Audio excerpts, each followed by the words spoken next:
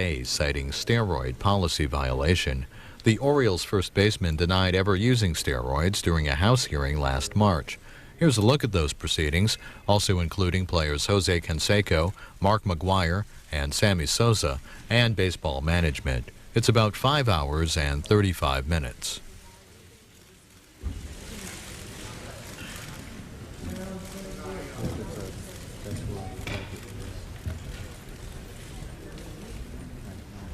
As I noted in my opening statement this morning, the committee's primary goal in this inquiry is to break the vicious cycle of growing steroid use that begins at the professional level and inevitably, it seems, trickles down to college and high school sports. Mr. Waxman and I believe our oversight, which begins but does not end today, can help break that cycle and convince the 500,000 high school students using steroids today that they're making a big mistake. But we can't do this alone. After all, there's a cause and effect here. Steroid use becomes legitimized in large part because young people emulate star athletes. So it's going to take stars to combat stars. Today, we're grateful that we have two pillars of the game of baseball ready, willing, and able to take on that charge. We're taking this break in today's hearing to announce the creation of Zero Tolerance, the Advisory Committee on Ending the Use of Performance-Enhancing Drugs in Sports. While membership on this task force is evolving and names are sure to be added in coming days and weeks, it will initially be co-chaired by Curt Schilling and Frank Thomas, Mr. Waxman, and myself. Zero Tolerance will gather information, foster discussion, and provide recommendations to Congress on the next steps. We've invited the NFL, the NBA, and the NHL to recommend participants to this panel, since every professional sport needs to let young people know about the dangers of illegal steroid use. We believe the profile Mr. Schilling and Mr. Thomas can lend to this committee will send a strong message in and of itself about the dangers of steroid use. We also believe that their input and leadership will be essential to putting the issue of steroid use at all levels of sports under the microscope. Mr. Waxman. Thank you, Mr. Chairman, and I'm pleased to have Mr. Schilling here with us. The reason that Mr. Schilling and Mr. Thomas were invited to be participants in this hearing today is because they have both been outspoken critics of steroid use by baseball players, for which I commend them, and I think it's so important that they've taken the position they have. And I'm pleased that they are going to be testifying. In one case, Mr. Thomas by remote control, and Mr. Schilling here with us today. I'm pleased that they are here and announcing as well the fact that they will be a part of an advisory group. This will serve a very, very important purpose as we move along to try to figure out how we can best stop steroid use by sports figures and, more importantly, the children who emulate them. So I want to commend both of them for their presence, willing to participate, and the committee that they are going to be part of. Thank you. Mr. Waxman, and before we start the formal hearing, again, Mr. Schilling and Mr. Thomas were invited today because they've been outspoken in their opposition to steroids in professional sports. And Mr. Schilling, before you do your prepared testimony under oath, would you like to say anything? Okay. We're happy to have you as part of this, and we just want to say thank you very much. And to Mr. Thomas, the same thing. Thank you very much. We'll be ready to move in with, ready to bring in the next panel. You can get.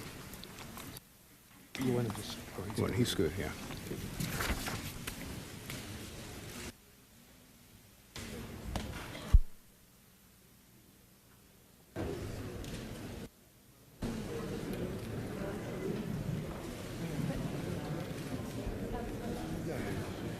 Let's get him in. bring them all in, and then you can bring them all in. Swear him in. Yeah. Swear him in.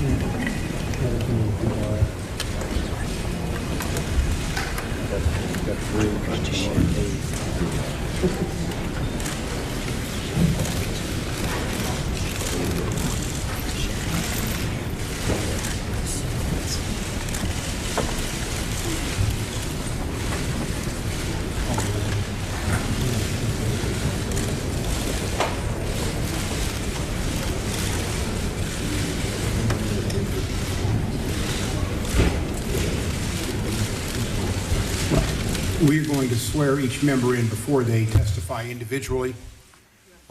Jim Sharp will be reading Mr. Sosa's statement.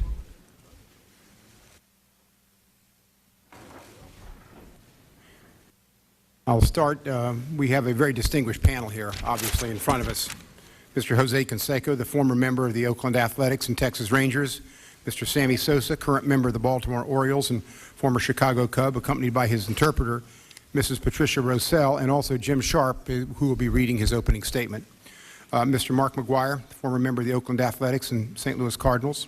Mr. Rafael Palmeiro, current member of the Baltimore Orioles and former Texas Ranger. And Curt Schilling, current member of the Boston Red Sox. And we have Mr. Frank Thomas, the current member of the Chicago White Sox, appearing by video conference. Mr. Canseco, we'll swear you in first if you'd rise with me and raise your right hand.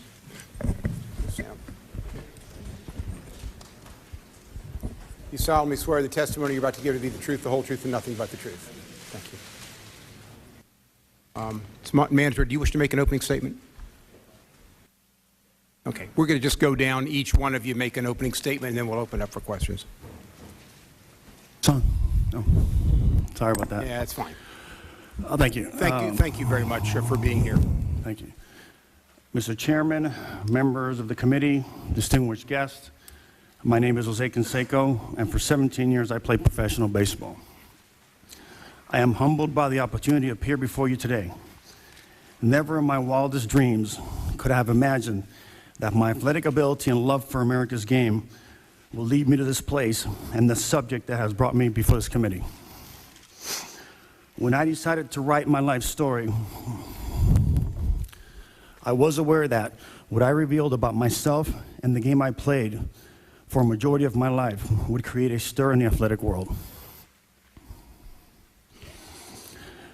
I did know that my revelations would reverberate in the halls of this chamber and in the hearts of so many.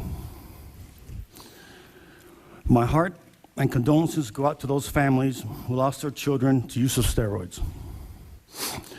Today, I commit myself to doing everything possible to assist them in conveying to the youth of America the dangers that using steroids will bring. After this hearing, I would be happy to work with them in whatever way I can to help convey to the youth of America the message that steroid use is unnecessary to be a great athlete and that they are harmful to use to those who take them. When first contacted by the committee, I was willing to cooperate in all aspects of the investigation.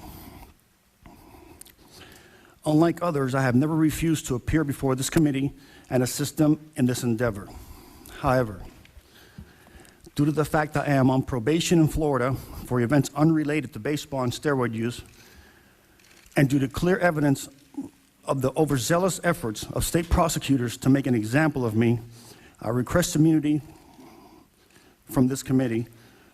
I requested immunity from this committee. With immunity, I would be free to answer all questions posed by me by the committee without fear of my testimony would affect my probation. Without immunity, I cannot. Thank you very much. It has been represented that this committee has been called to get to the bottom of steroid use in baseball.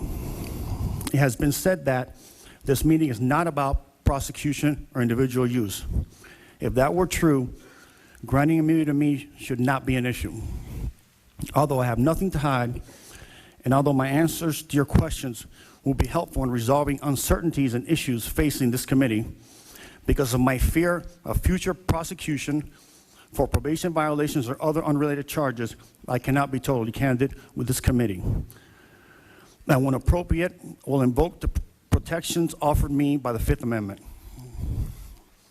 This is unfortunate that a committee chose not to grant me this request, especially since I have been the only player, a member of baseball, who did not fight to request appear here today.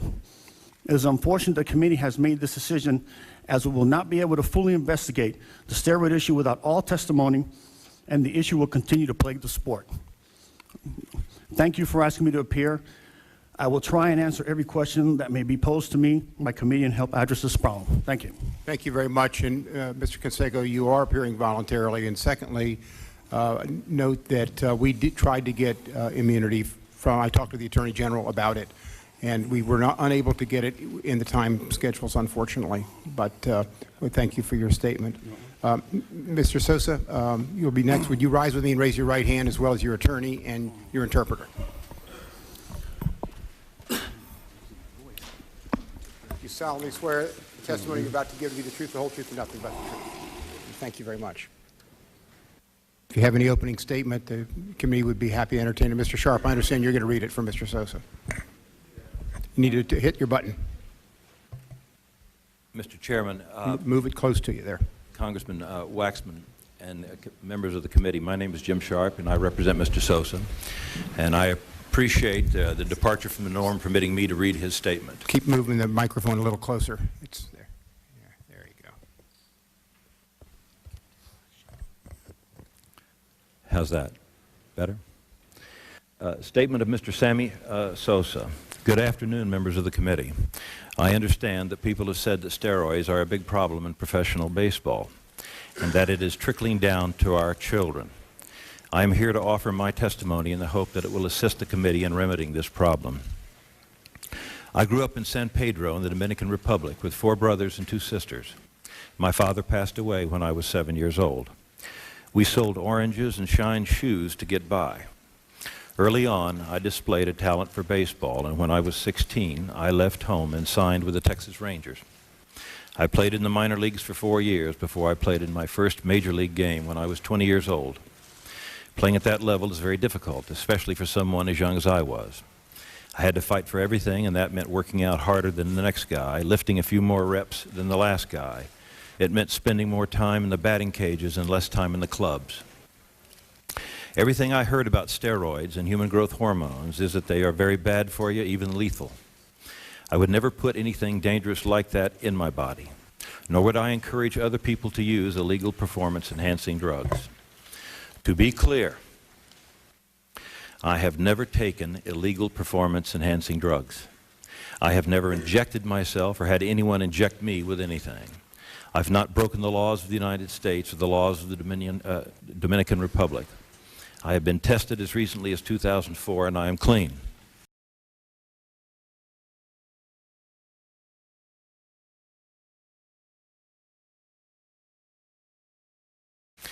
I support testing professional athletes for illegal performance-enhancing drugs.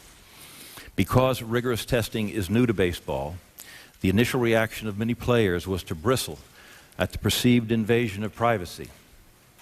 But if more testing is what it takes to help clean up the sport, I'm behind it. In light of recent scandals and serious public health problems, we players need to commit to doing whatever it takes to regain our credibility as athletes and members of the community. I do a lot of charity work for young people. I'm genuinely committed to their welfare. I'm willing to work with you and the Congress as a whole to educate kids and young athletes about these serious issues. Education, of course, starts in the home, but we baseball players can help by speaking out against the use of illegal performance-enhancing drugs. To the extent that I can help in these efforts, I'm anxious to do so. Thank you very much. Thank you very much. And if you will indulge me at this point, he would just like to say a few words. That would be fine. Just make sure the microphone's in front of him there. Thank you, Mr. Sosa. Thank you, Mr. Chairman. I was back there in the room, and I was watching in TV the 2 families that lost the 2 kids, and really shocked me and break my heart. I want to send the sympathy to those families that got to go through that situation, and you know, the quicker we can resolve this problem, steroid, which is bad for kids, you know, I'm willing to work with you guys and do the best that I can to stop that. I just want to say that. Thank you very much. Thank you very much. Mr. McGwire, welcome. You want to rise with me and raise your right hand? Solemnly swear the testimony you're about to give to be the truth, the whole truth, and nothing but the truth. Thank you. Mr. McGwire, thank you very much for being with us today.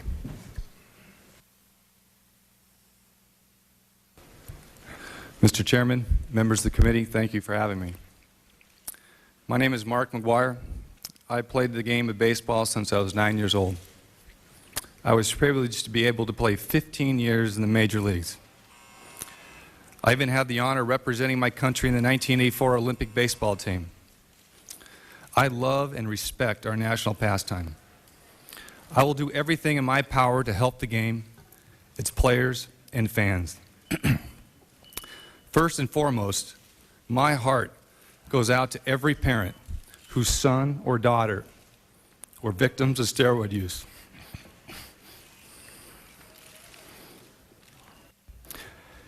I hope that these hearings can prevent other families from suffering.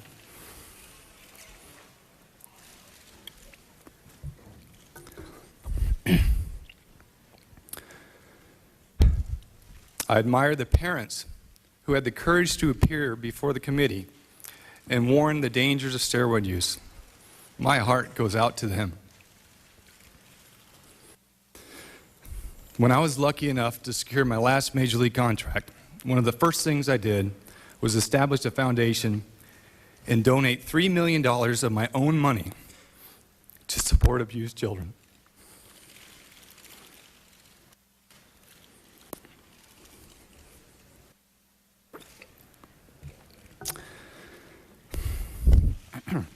I applaud the work of the committee in exposing this problem so that the dangers are clearly understood. There has been a problem with steroid use in baseball. Like any sport, where there is pressure to perform at the highest level, and there has been no testing to control performance-enhancing drugs, problems develop. It is a problem, and that needs to be addressed. Most importantly, every little leaguer, pony league, high school, college player needs to understand that performance-enhancing drugs of any kind can be dangerous. I will use whatever influence and popularity that I have to discourage young athletes from taking any drug that is not recommended by a doctor. What I will not do, however, is participate in naming names and implicating my friends and teammates. I retired from baseball 4 years ago. I live a quiet life with my wife and children. I've always been a team player. I've never been a person who spread rumors or said things about teammates that can hurt them.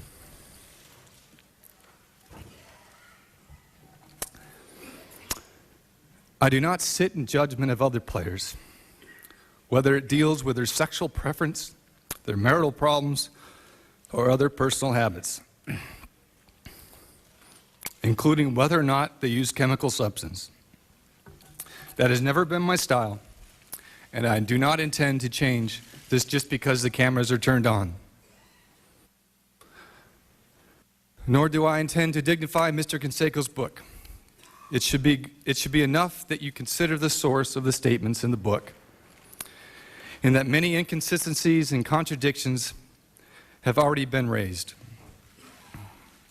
I've been advised that my testimony here could be used to harm friends and respected teammates, or that some ambitious prosecutor can use convicted criminals who would do and say anything to solve their own problems and create jeopardy for my friends. Asking me or any other player to answer questions about who took steroids in front of television cameras will not solve the problem. If a player answers no, he simply will not be believed. If he answers yes, he risks public scorn and endless government investigations. My lawyers have advised me that I cannot answer these questions without jeopardizing my friends, my family, and myself. I intend to follow their advice. It is my understanding that Major League Baseball and the Players Union have taken steps to address the steroid issue. If these policies need to be strengthened, I would support that. I appreciate the difficult job you have as congressmen and congresswomen, and will use this opportunity to dedicate myself to this problem. I am directing my foundation to concentrate its efforts to educate children regarding dangers of performance-enhancing drugs. I am also offering to be spokesman for Major League Baseball and the Players Association to convince young athletes to avoid dangerous drugs of all sorts. Thank you very much. Thank you very much, Mr. McGwire. Mr. Palmeiro. Solemnly swear the testimony you're about to give to be the truth, the whole truth, and nothing but the truth. Thank you very much. Thank you very much for being with us today. Good afternoon, Mr. Chairman and members of the committee. My name is Rafael Palmeiro, and I am a professional baseball player. I'll be brief in my remarks today. Let me start by telling you this. I have never used steroids, period. I do not know how to say it any more clearly than that. Never. The reference to me in Mr. Canseco's book is absolutely false. I am against the use of steroids. I don't think athletes should use steroids, and I don't think our kids should use them.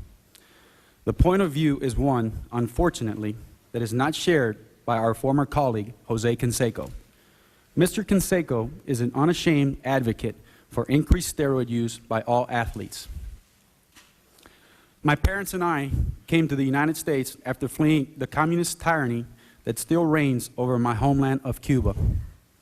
We came seeking freedom, knowing that through hard work, discipline, and dedication, my family and I could build a bright future in America. Since arriving to this great country, I have tried to live every day of my life in a manner that I hope has typified the very embodiment of the American dream. I have gotten to play for 3 great organizations: the Chicago Cubs, the Texas Rangers, and the Baltimore Orioles. And I have been blessed to do well in a profession I love. That blessing has allowed me to work on projects and with charities in the communities where I live and play. As much as I have appreciated the accolades that have come with a successful career, I am just as honored to have worked with great organizations like the Make-A-Wish Foundation, Shoes for Orphan Souls, and the Lena Pope Home of Fort Worth. The League and the Players Association recently agreed on a steroid policy that I hope will be the first step to eradicating these substances from baseball. Congress should work with the League and the Players Association to make sure that the new policy now being put in place achieves the goal of stamping steroids out of the sport. To the degree an individual player can be helpful, perhaps as an advocate to young people about the dangers of steroids, I hope you will call on us. I, for one, am ready to heed the call.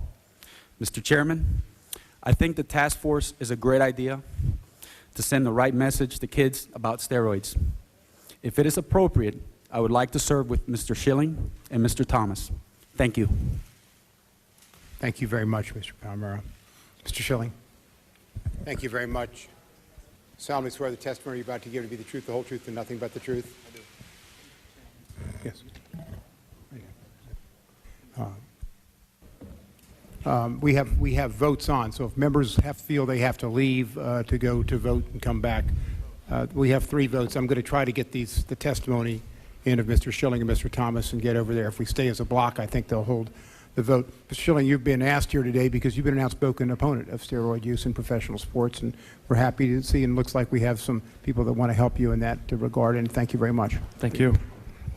Chairman Davis, Congressman Waxman, members of the committee, and other distinguished guests and invitees. Nearly 2 weeks ago, I had the extreme honor of standing on the west lawn of the White House alongside my teammates and other members of the Boston Red Sox World Championship team to accept the congratulations of President Bush and Vice President Cheney. Following that, our team made a visit to Walter Reed Hospital here in Washington, D.C. During that visit, my teammates and I had the extreme honor of meeting and visiting with the heroic men and women serving this country's great armed forces. As the son of a man who served almost 2 decades in the United States Army as a member of the 101st Airborne, with a brother who served in Vietnam, a cousin that served in the U.S. Navy aboard the USS Carl Vinson, and another cousin who recently finished his service in the United States Army as a member of the Rangers, Green Berets, and finally the Delta Force. I think that visit, with absolutely no disrespect to our esteemed President and Vice President, was the highlight of many of our trips and some of our lives.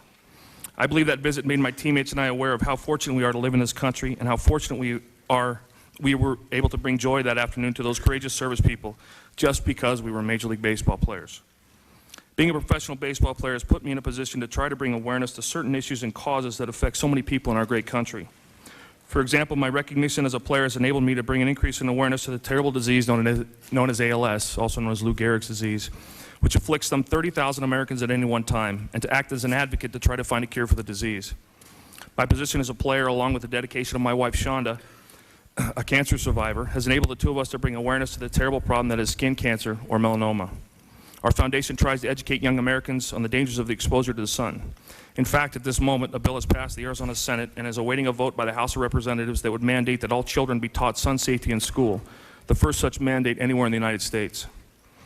My hope is that this hearing results in an increased awareness of steroids and their inherent danger to America's youth.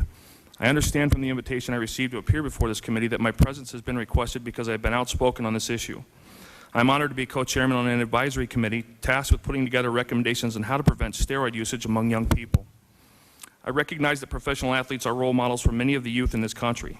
Most athletes take this role very seriously, and I hope through my appearance here that I'm conveying my seriousness and understanding of the issue.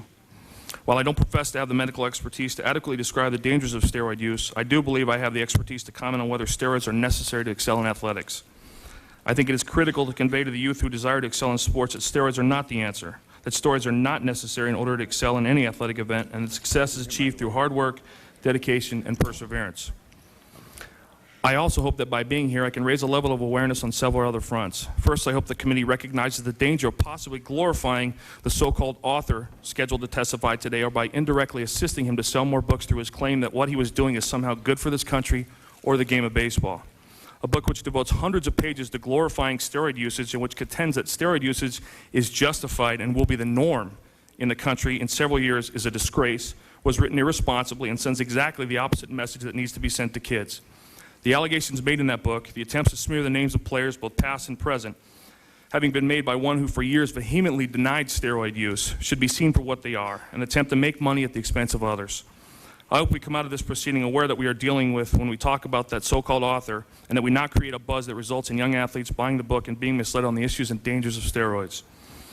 I must also tell you, members of the committee, that I hope that as a result of this hearing, there is a better awareness of the steroid program recently implemented by Major League Baseball and its Players Association. That program, though certainly not perfect, and I dare say there is no such thing as a perfect testing program, is a substantial step in the right direction that appears from initial statistics to be having the desired effect. That is, removing steroids from the game of baseball. Statistics have shown that from the 2003 to 2004, the number of players using steroids in the major leagues has gone from 5 to 7% to 1.7%. In fact, in yesterday's New York Times, it was reported there were 96 positive tests during the 2003 testing period. In 2004, that number saw a dramatic decrease as 12 players tested positive. I see that as progress. I see that as positive. It troubles me when I hear the program being identified as a joke, a travesty, a program not designed to rid baseball of steroids. I think those numbers show this to be a meaningful program, one that is working, and steroid usage is dropping. The Players Association, in an unprecedented move, reopened the collective bargaining agreement for the sole purpose of strengthening drug testing procedures and its penalties. You may view that reopening of an agreement as a non-issue or one of minimal consequences, but we didn't. It appears that the main complaint about the current program revolves around the current penalties for being caught or failing a test. It is my view as a 19-year veteran of professional baseball that there will be no system of suspensions or discipline that can be implemented that will stand up to or match the agreement made by the players that positive test results will be made public, subjecting the player to public humiliation and labeling as a steroid user or a cheater. Given the intense media coverage that now permeates professional sports, there is no doubt in my mind that any player who is caught after this program has been implemented will, for all intents and purposes, have his career blacklisted forever. When a player's suspension is over, he may be able to lose the label of a player who is under suspension, but I am convinced he will never lose the label of a steroid user. While not a part of my original prepared statement, I think it is important to address the issue that has arisen with respect to the public disclosure of test results under the current testing program. It is my belief that the positive test results will be made public, and it is the public disclosure which constitutes the real teeth of the testing program as far as I'm concerned. When I learned upon my arrival in Washington yesterday that there was some question about public disclosure, I looked into the public disclosure issue because of my beliefs. Based on that, I'm still of the belief that positive test results will be made public, and I know for a fact that 98.3% of the players who tested clean want the results to be made public because they know the key to the elimination of steroids is a public recognition of who the cheaters are. Members of the committee, do I believe steroids are being used by Major League Baseball players? Yes. Past and present testing says as much. Do I believe we should continue to test and monitor steroid usage in Major League Baseball? Absolutely.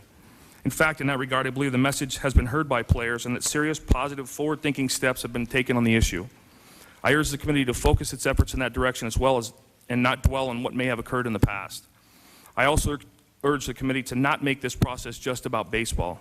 Steroids and supplement usage appears to not be a baseball problem, but a society problem. Everywhere you look, we are bombarded by advertising of supplements and feel-good medications. I urge you to evaluate the way in which these products are manufactured and, more importantly, the way in which they are marketed. If we are going to send a message to the young athlete that steroid use is bad and that steroids are not necessary to achieve success, you cannot allow the message to be drowned out by the manufacturers advertising to the contrary. If the government thought enough of American youth to rally against the tobacco industry and its advertising to our youth, why should the supplement industry be any different? I cannot conclude my statement without expressing my admiration to the Hootens and the Garibaldis for appearing here today, and I extend my deepest sympathy to each of them for their loss. As a father of 4 children, I can't begin to imagine the pain they must be suffering. To the Hootens and Garibaldis, I want to say this. Having been appointed as a co-chairman on the advisory committee, tasked with educating our youth about the dangers of steroid usage, I would welcome their input in helping the committee move forward. Thank you for your attention, and thank you for the chance to speak. Thank you very much, Mr. Schilling. Mr. Thomas, are you with us? Do we have an audio out to Mr. Thomas? What I'm going to do, we're in the middle. Can you hear us, Mr. Thomas? I'm here. Can I swear you in? You solemnly swear to tell the truth, the whole truth, and nothing but the truth. I do. And as you know, we invited you here because you've been an outspoken opponent of steroids in Major League sports. Do you wish to make any opening statement? We thank you for joining the task force and co-chairing it with Mr. Schilling. Good afternoon, Mr. Chairman and members of the committee. My name is Frank Thomas, and I'm a baseball player for the Chicago White Sox, a team I'm proud to have been part of since joining Major League Baseball since 1990. First of all, Mr. Chairman, let me say that as an outspoken critic of steroids, I would like to work with the committee, Major League Baseball, and the Players Association to warn everyone, especially young people, about the dangers of performance-enhancing drugs. Steroids are dangerous, and the public should be educated about them. And in particular, parents should make sure that children are aware that steroids can be bad for their health. I also believe the League and the Players Association have done the right thing by reopening our collective bargaining agreement and strengthening our policy on drug testing. I support this new policy as a very good first step in eliminating steroid use for the sport I love. I have been a Major League Baseball player for 15 years, and throughout my career, I have never, ever used steroids. Thank you, Mr. Chairman and member of the committee. Thank you very much, Mr. Thomas. I'm going to recess the meeting right now. I'm going to ask the members to go back. We're in the middle of 3 votes. We should be back about 20 minutes. I appreciate your opening statements. If you'd be able to stay for a few questions, I think the committee would want to ask you, but we very much appreciate everybody being here. Committee will be in recess. Members will go back, I think, to the holding room.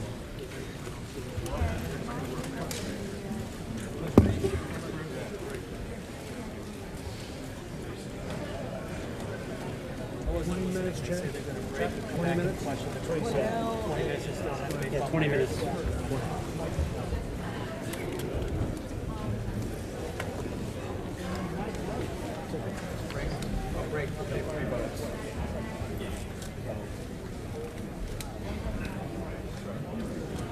No, it's only about 20.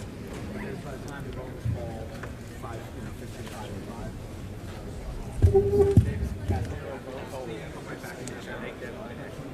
Yeah, appreciate it. 15, 5, and 5. They're just kind of waiting to cast this vote. And then sorry.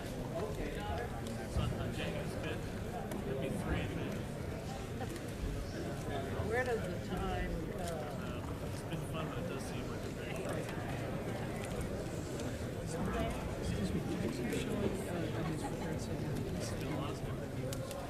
well, I don't think he actually, I'm not sure if he said that, but I don't think he said that. yeah. He said it before.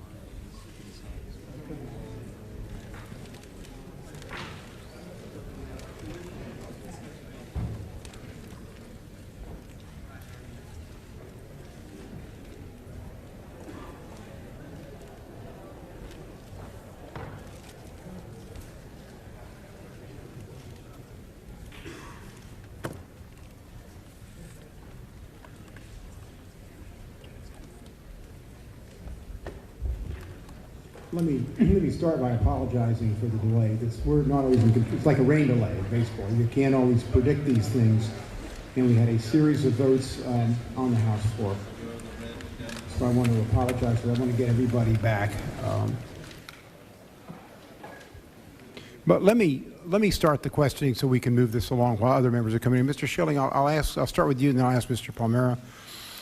As I read the Major League policy, as it sits here, it says the player tests positive for a steroid, a 10-day suspension, or up to a $10,000 fine.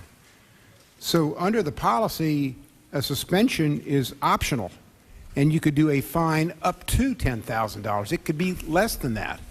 I mean, our feeling is it ought to be, with clarity, it ought to be a suspension, because a suspension carries with it a public acknowledgement. Under the rules as we read them, a fine does not. Do you have any thoughts on that, Mr. Schilling? I'm not trying to put you in the middle, but to us that sounds a little weak. Well, I don't think for a second that there's any question about making names public upon a failed test. I can't speak at length as to why the clause is in there, the or. But I was given the impression, and I'm under the impression, that there will be absolutely no chance for a failed test to not be made public. Okay. That's not what it says, just to let you know. I understand. But your position and your understanding is that it ought to be made public. I think that's the position of players as a whole. Mr. Palmeiro, you have the same? Well, I agree that the players should be suspended. I believe that our policy needs to be strong, and I think that we need to give it a chance, but I do believe that the player needs to be suspended. Okay. I mean, that's one of the major concerns, and it was a huge surprise to us as it walked through here. Mr. Canseco, let me ask you just a question going back. It's your position basically that Major League Baseball knew that there was steroid use going on and for years didn't do anything to stop it? Absolutely, yes. When you signed a contract with the team, is it your opinion that people knew about the players that they were signing and investigated them given the investment they were making in them?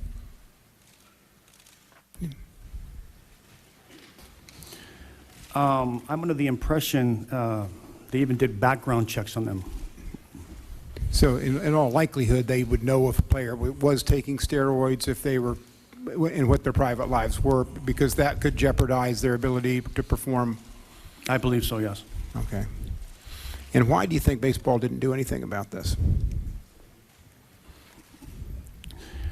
I guess in baseball at the time, there was a saying, if it's not broke, don't fix it. And baseball was coming back to life. Steroids were a part of the game. And I don't think anyone really wanted to take the stance on it. Okay. I want to get the addition to the panel. Do we have that one? Oh. I wanted to wait till we got some people in the room. Mr. Palmeiro, I want to thank you for also agreeing to be a representative on the Zero Tolerance, the Advisory Committee on Ending Steroid Use in Sports. I want to thank Mr. Sosa and Mr. McGwire for agreeing to support the efforts of the Advisory Committee as well. It is important that we get all athletes out there publicly on this issue. I'm going to, Mr. Waxman, I'm going to recognize you. I appreciate you all being here, Mr. Waxman. Mr. Chairman, before I start with this panel, I want to acknowledge a third family that's here with us today. That's the family of Efrain Marrero, a 19-year-old kid from California who loved to play football. And he killed himself after falling into the grip of steroids. As his mother, Brenda, has said, steroid killed my son. I understand that Efrain's mother, his father, Frank, and sister Erica are here today. I also understand that they're working with the Garibaldis and Hootens to get the message out about steroid use out to America's youth, and I want to say on behalf of all of us, thank them for coming. On the question I want to ask, and I don't know which of you to ask, what I want to know is, you've seen steroid use in baseball. You've seen it from inside the clubhouse. Mr. Palmeiro, maybe you could be the best to ask, and we'll see what others have to say. Is it something that most of the baseball players knew about? Sir, I have never seen the use of steroids in the clubhouse. Well, how about just that players are using steroids? Excuse me? The fact that players were using steroids, is that something that other players knew? I'm sure that players knew about it. You know, I really didn't pay much attention to it. I was focused in what I had to do as part of my job. Well, let me ask Mr. Schilling. Did players know? You've spoken out against this. Did you know that other players were using steroids? I think there was suspicion. I don't think any of us knew. Contrary to the claim of former players, I think, while I agree it's a problem, I think the issue was grossly overstated by some people, including myself. It was. I You think, grossly overstated? Absolutely. Why did you do that? I think at the time it was a very hot situation, and we were all being asked to comment on it. And I think my opinion at the time was to go with someone who maybe had a better idea than me, but given a chance to reflect, and I made comments to that effect afterwards. When I look back on what I said, I'm not sure I could have been any more grossly wrong. Do you think it's basically a non-problem in baseball? No, absolutely not. I think it's an issue. I think if one person's using it, it's a problem. I think the desire to get to 0 players using is a great goal. I don't know how achievable that is. Mr. Sosa, did you know that other players were using steroids? To my analysis, I don't know. You didn't know. Mr. Canseco? Absolutely, yes. Now, you say it so affirmatively, you knew others were doing it, but the others seem to be vague about it. Was it only where you were playing? I didn't hear you, sorry. Well, they seem to be vague as to whether other players, whether it was known by the players that some players were using steroids.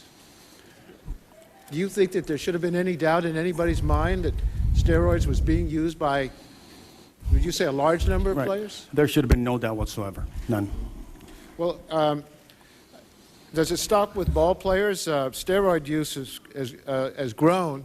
Do you think that the team trainers, the managers, the general managers, and even the owners might have been aware that some players were using steroids? No doubt in my mind, absolutely. So it's not a secret that stayed with just the players. Others knew it in the baseball community. Absolutely, I believe that, yes. Do any of you disagree with that?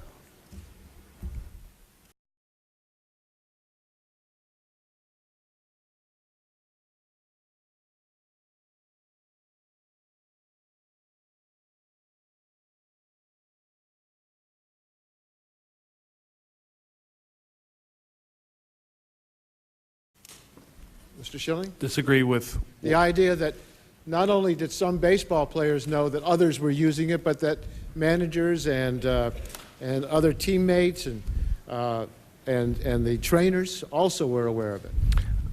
Again, I think it falls into the same. I think there was a lot of suspicion, a lot of questioning, but I don't think any, unless you were Jose and you were actually using, I don't think you have any firsthand knowledge about who knew.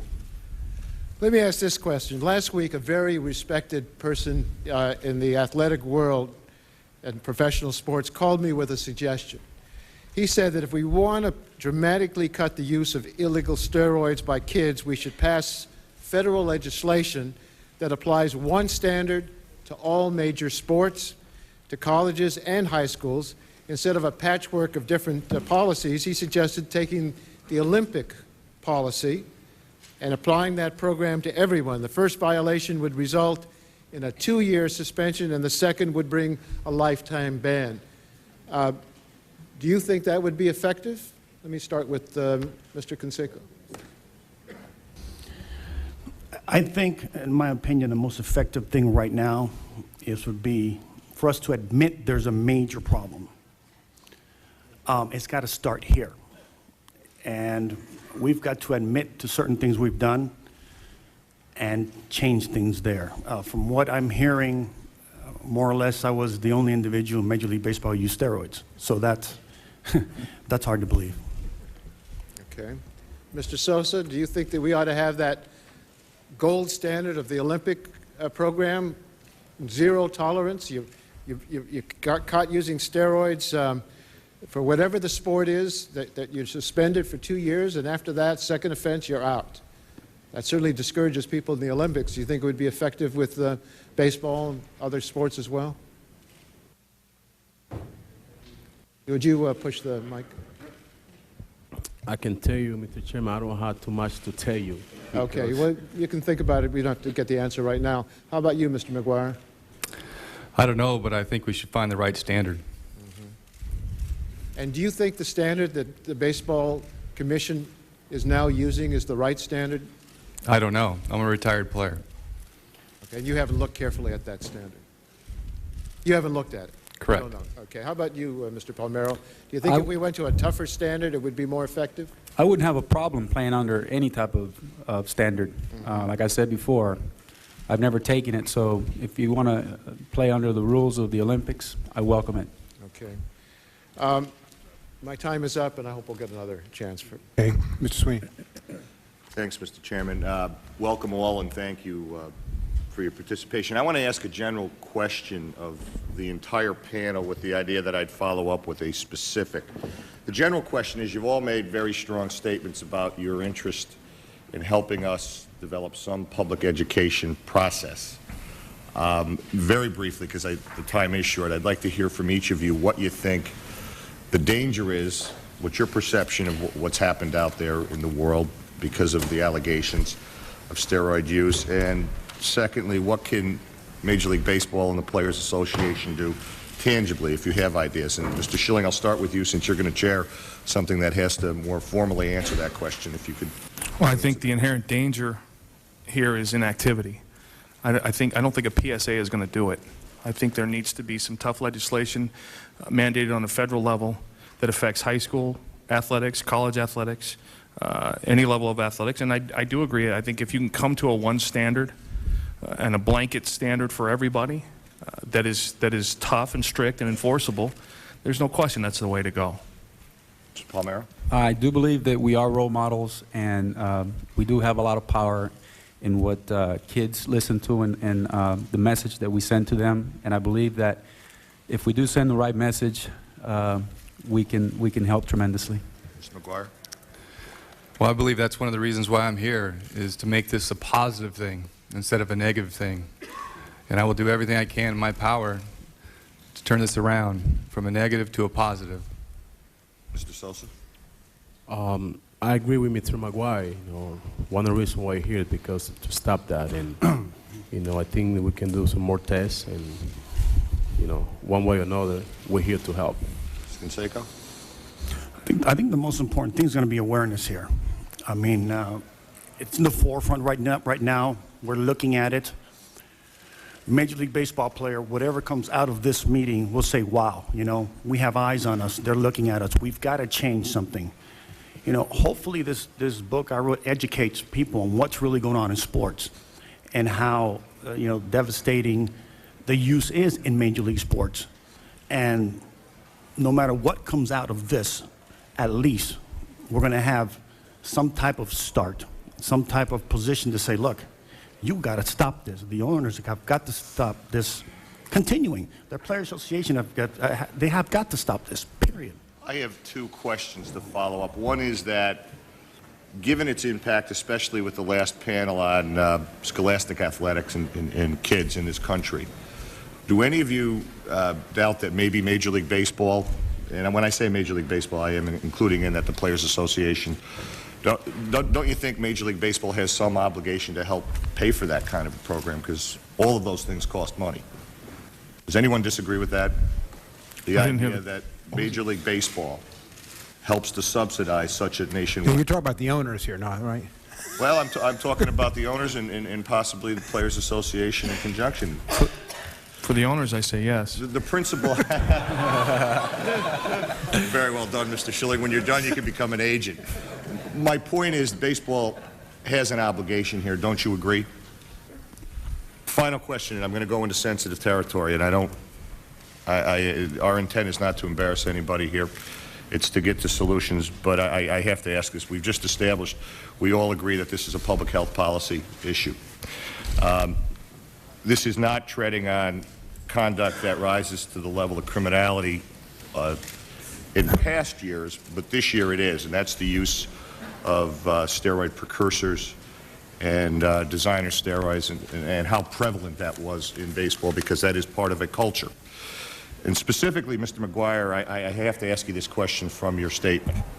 In Part 10, you essentially say that the impact on children is devastating. You recognize that, and you want people to understand that the use of any performance-enhancing drug can be dangerous. It is rather an infamous occurrence that in the year you were breaking the home run record, a bottle of Andro was seen in your locker. My question to you is, your position now says the use of that product, which is now illegal but was not then. How did you get to that point where that was what you were using to prepare yourself to play? And if you could tell this committee how you ended up there, and then if I have time left, I'd like to know if other players have similar experiences. I think that'd help us understand what you all live in. Well, sir, I'm not here to talk about the past. I'm here to talk about the positive and not the negative about this issue. Were you ever counseled that precursors or designer steroids might have the same impact? I'm not here to talk about the past. Well, Mr. McGwire, Your I'll just time. simply say that in order to eliminate and alleviate the kinds of questions that surround the game, we need to understand the Okay. game. No, thank you. Gentleman's time's expired. Gentleman from Baltimore. Yes. First of all, I want to thank all of you for being here. And, you know, Mr. Canseco, I've been, taking a look at your book, and you've said some things that really, I hear all of you. I'm sitting here and I'm listening, and I'm trying to feel good about this hearing. But at the same time, I see you, Mr. McGwire, with almost tears in your eyes when you were talking. I hear everybody saying that now they're willing to come and be the spokespersons to help those families who may be trying to deal with this issue and prevent it in the future. But, Mr. Canseco, let me ask you this. You said in your book, and this is in your book, I'm tired of hearing such short-sighted crap from people who have no idea what they're talking about. Steroids are here to stay. That's a fact, I guarantee it. Steroids are the future. By the time my 8-year-old daughter, Josie, has graduated from high school, a majority of all professional athletes in all sports will be taking steroids, and believe it or not, that's good news. Help me with that. You sit here one moment talking about how you want to do all these wonderful things to prevent it in the future, but then it sounds like you're saying something almost the opposite in this statement in your book.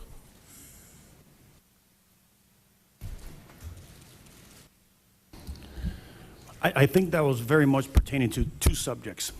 Number one, if Congress does nothing about this issue, it will go on forever. That I guarantee. And basically, steroids are only good for certain individuals, not good for everyone. I think I specified that in previous chapters. If you medically need it, if it is prescribed to you, I think those were the things I actually spoke about. So you are against it. You realize it's a federal crime, is that right? To Yes. use steroids? Yes. And so are you now for a zero-tolerance policy? Absolutely. Now, we've had, you've made some allegations, and as I understand it, both Mr. Schilling, Mr. Thomas, and Mr. Palmeiro, and I think Mr. Sosa, has said they never used the substances. Is that right, Mr. Sosa? You said that, right? You said you never? Okay. Is that right? All right. Now, Mr. McGwire, would you like to comment on that? I didn't get a definitive answer. I didn't hear you say anything about it. And you don't have to. I just asked. You don't want to comment? Are you taking the fifth? I'm not here to discuss the past. I'm here to be positive about this subject. I'm trying to be positive, too. But just a few minutes ago, I watched you as tears. No. I need to be able to answer my question. Well, I think the gentleman in his opening statement made it clear that Well, I'm making a statement. I'm just telling him something. I listen, I sit here and I almost got tears in my eyes watching you testify. And, you know, the thing that I guess I'm curious about is that, you know, it's one thing to say that we want to help. It's a whole nother thing when those parents are sitting, by the way, directly behind you, and then they wonder, is this real? And I guess, you know, my question is, you said something about your foundation and trying to help out. Tell us exactly what it is you plan for your foundation to do.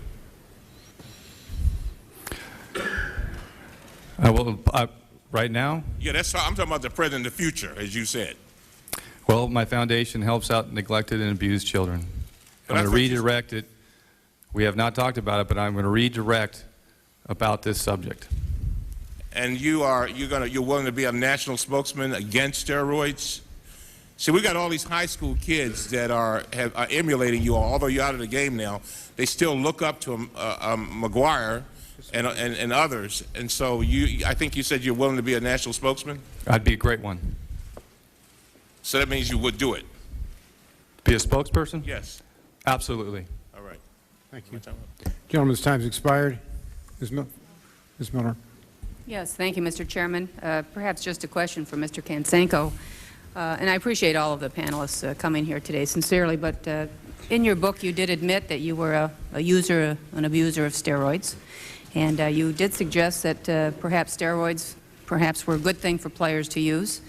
I think you said in your book that if used properly, steroids could help you to live to be 120 years old. Unfortunately, during your playing career, baseball really did not have the testing policy in place against the use of steroids, no testing regime. And I also want to applaud you for your testimony today, saying that you're willing to work towards educating our young people about the dangers of steroid. But could you answer, even if the new random testing policy that the major leagues are putting in place today, if that was in place during your playing career, do you think it would have changed your behavior in regards to steroids, or do you think that the desire to play better was just so strong that the standard that is going to be in place today is going to eliminate steroid use in Major League Baseball? I don't know exactly how the policy for Major League Baseball is structured right now, but I've heard it's a complete joke. Obviously, if it were a proper system, completely educating athletes and so forth, I truly believe that no Major League player would do steroids. Absolutely not. It's my understanding that the new policy is a random test once, at least one time during the season for each player. So, and I suppose we'll have some additional questions for the next panel on that. Thank you, Mr. Chairman. That's my only question. If you have some time left, if you yield to Mr. Burton, he has a question. I'll yield to the gentleman. Mr. Chairman, thank you very much. I don't have a question. I'd just like to say that it's evident from this hearing that a lot more needs to be done to make sure that not only the baseball world, but the entire world of athletics knows that these kinds of drugs need to be outlawed. And I'd just like to say I understand the Commissioner has started to move in the right direction, but it evidently hasn't moved fast enough. So rather than me questioning the players who are here today or pound on this subject anymore, I'd just like to say that I hope the message is very loud and clear from this committee and from the Congress of the United States. We want this stuff stopped in all athletics, not just baseball. And I think you can tell by the tone of my colleagues up here, if it doesn't stop, you're going to end up with something that you don't want in the world of athletics, and that is the Congress of the United States doing what you don't do. So do the job. Baseball players whom I have respected since I was a kid, go out there and tell the kids, even if you use steroids, tell them this is not the right thing to do. Tell them about the people who've lost their kids because of this misuse of steroids. And if you do that job, if you preach the gospel, and if the baseball commissioner and everybody in baseball gets the word out, this will change. You won't have to have Congress legislating. You'll get the job done. But do the job so that we don't have to. And I hope this message goes out loud and clear to people in every athletic endeavor, not just baseball. And if it does, then this hearing, Mr. Chairman, because of you and Mr. Waxman, will be a great benefit to all sport. Thank you very much. Thank you very much. Mr. Lantos? Thank you, Mr. Chairman. Mr. Chairman, I increasingly feel a feeling of the theater of the absurd unfolding here.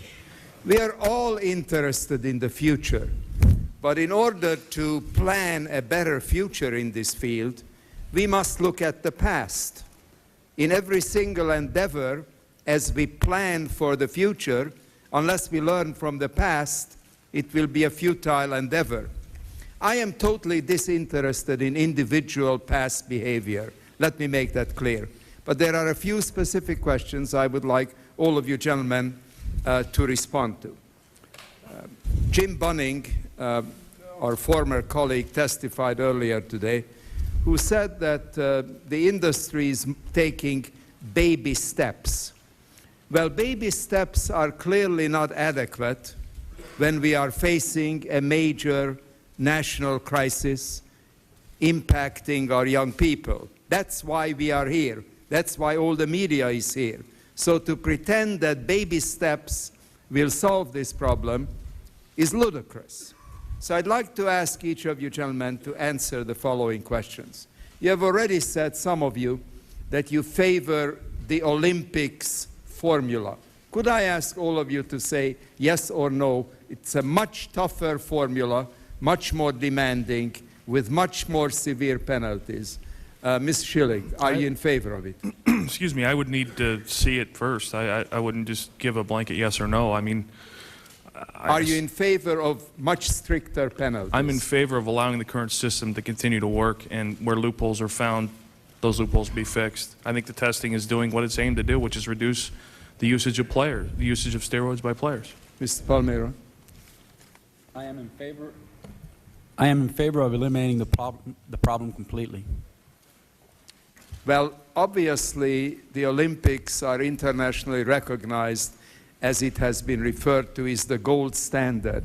If in fact that is the gold standard, would you favor applying it to baseball? I would play under any type of deal that would clean our sport and that would make it a playing level field for everyone. Thank you. Mr. McGwire?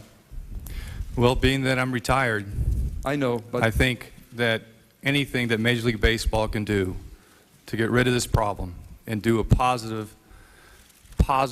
a positive light on this for our children of our future, I think would be great. Ms. Sosa? Yes, I am in favor to the strictly. Mr. Canseco? Well, I truly believe, I'm definitely in favor of it, but I think you have to monitor who's ever issuing this test. Now, the second question I have is, are you in favor of independent testing? Because one of the issues that emerged is that unless all testing is done by a totally independent entity, which has nothing to do with the owners, the players, it stands by itself. Would you favor that, Ms. Schilling? Yes. Ms. Palmeiro? Yes, sir. Mr. McGwire? I think it would be outstanding. Ms. Sosa? Yes, sir. Mr. Canseco? It's going to be the only way you're going to solve this. Final question. On the assumption that within a reasonable period of time, the industry doesn't clean up its own act, are you in favor of federal legislation, Mr. Schilling?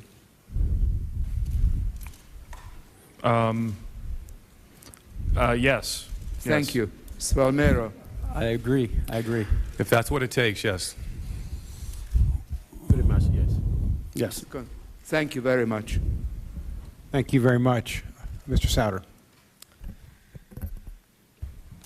My first question is to Mr. Schilling. And my belief is that all we've seen is sampling, and it's not adequate, it's not independent, and it's so full of holes on ephedra and everything else that if it was cheese, it would definitely be Swiss cheese. So clearly the policy needs to be fixed, and I'm disappointed that you don't seem to share that view. But you said earlier, as I understood it, that we went from 5 to 7% positive down to 1.7, and that's progress. I thought I also heard you say that it would be inevitable and this would be public. I haven't heard 5 to 7% of the players named as using steroids. I haven't even heard 1.7%. Where is the public part? Well, my understanding is that with this new, after the agreement put in place, renegotiated this past couple months, those are instituted now. Those previous results are from the last 2 seasons. The 5 to 7% was the number that needed to be met for the testing to be put into effect, the different method of testing, which was put into effect last year. Under the previous policy, was anybody suspended for steroids? I can't answer that. We'll ask the baseball. I also wanted to say that the simple way to solve this is the way that Mr. Sosa, Mr. Palmeiro, and you, Mr. Schilling, and Mr. Thomas has said. I am clean, I've been clean, I've taken the test, and I passed the test. This is pretty simple. And the American people are figuring out who's willing to say that and who isn't. And as far as this being about the past, that's what we do. This is an oversight committee. If the Enron people come in here and say, well, we don't want to talk about the past, do you think Congress is going to let them get away with that? If when we were doing investigations on the travel office, on Whitewater, if President Nixon had said about Watergate, when Congress was investigating Watergate, we don't talk about the past. How in the world are we supposed to pass legislation when you're a protected monopoly and all your salaries are paid because you're a protected monopoly? How are we supposed to figure out what our obligations are to the taxpayers if you say we won't talk about the past? I want to praise those people who've come forward and have been in awkward situations before because of peer pressure and said, look, I'm clean, but I'm really disappointed because we have to talk about the past because there isn't any way to address this. And unless there are independent entities doing this, I don't believe that this is going to pass the laugh test. I believe we've advanced some today, but we've also gone backwards some today. And this last panel with the Management and Players Association is going to be very critical. Yield back the balance. Thank you, Mr. Owens. I don't want to repeat what my colleague asked before. I just want a clarification. He said that if the industry cannot clean this up, are you in favor of federal legislation? And I think most of you gave a positive answer. I want to go one step further and say baseball is an industry. It is a business. It's our favorite pastime, whatever else, but it also is an industry and a business. And in most instances, we have failed in attempts to have businesses self-regulate themselves. There are a few successes, but very few. Do you think it is possible that self-regulation will solve this problem? Yes, absolutely. You think it is possible? I absolutely think it is. I think it is possible, too. Me too. Yeah, I think it's possible too. If we work together, yes. My honest opinion, not completely, but because we have brought this to light, it's going to come very close. Thank you.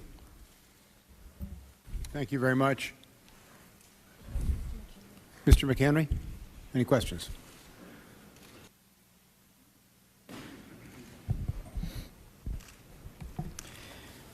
Thank you all for coming here today. I know that it's not an easy situation for any of you.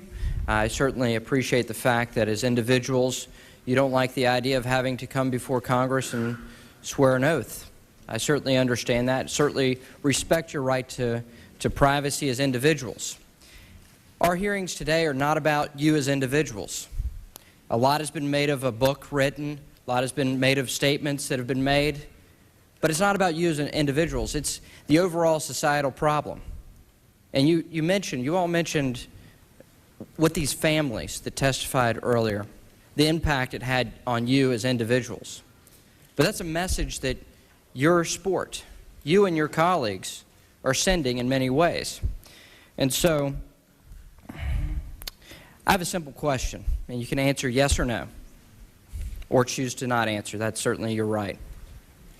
Is using steroids, the use of steroids, is that cheating? Start. Yes. I believe it is. That's not for me to determine. For you, is it cheating? Yes or no? That's not for me to determine. Mr. Sosa? I think so.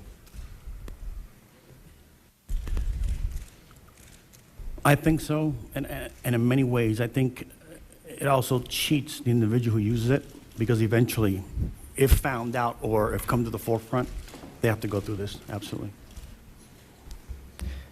My follow-up question is to Mr. McGwire.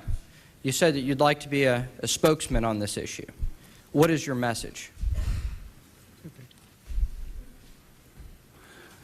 My message is that steroids is bad. Don't do them. It's a bad message. And I am here because of that. And I want to tell everybody that I will do everything I can, if you allow me, to turn this into a positive. There's so much negativity said out here. We need to start talking about positive things here. How do you know they're bad? Pardon me? Your message is coming from professional baseball. Would you say that perhaps you've known people that have taken steroids and that you've seen the ill effects on that? Or would your message be that you've seen the direct effects of steroids? You know, let me just note here that House Rule 11 protects witnesses and the public from the disclosure of defamatory, degrading, or incriminating testimony in open session. House rules on this point are both clear and strict.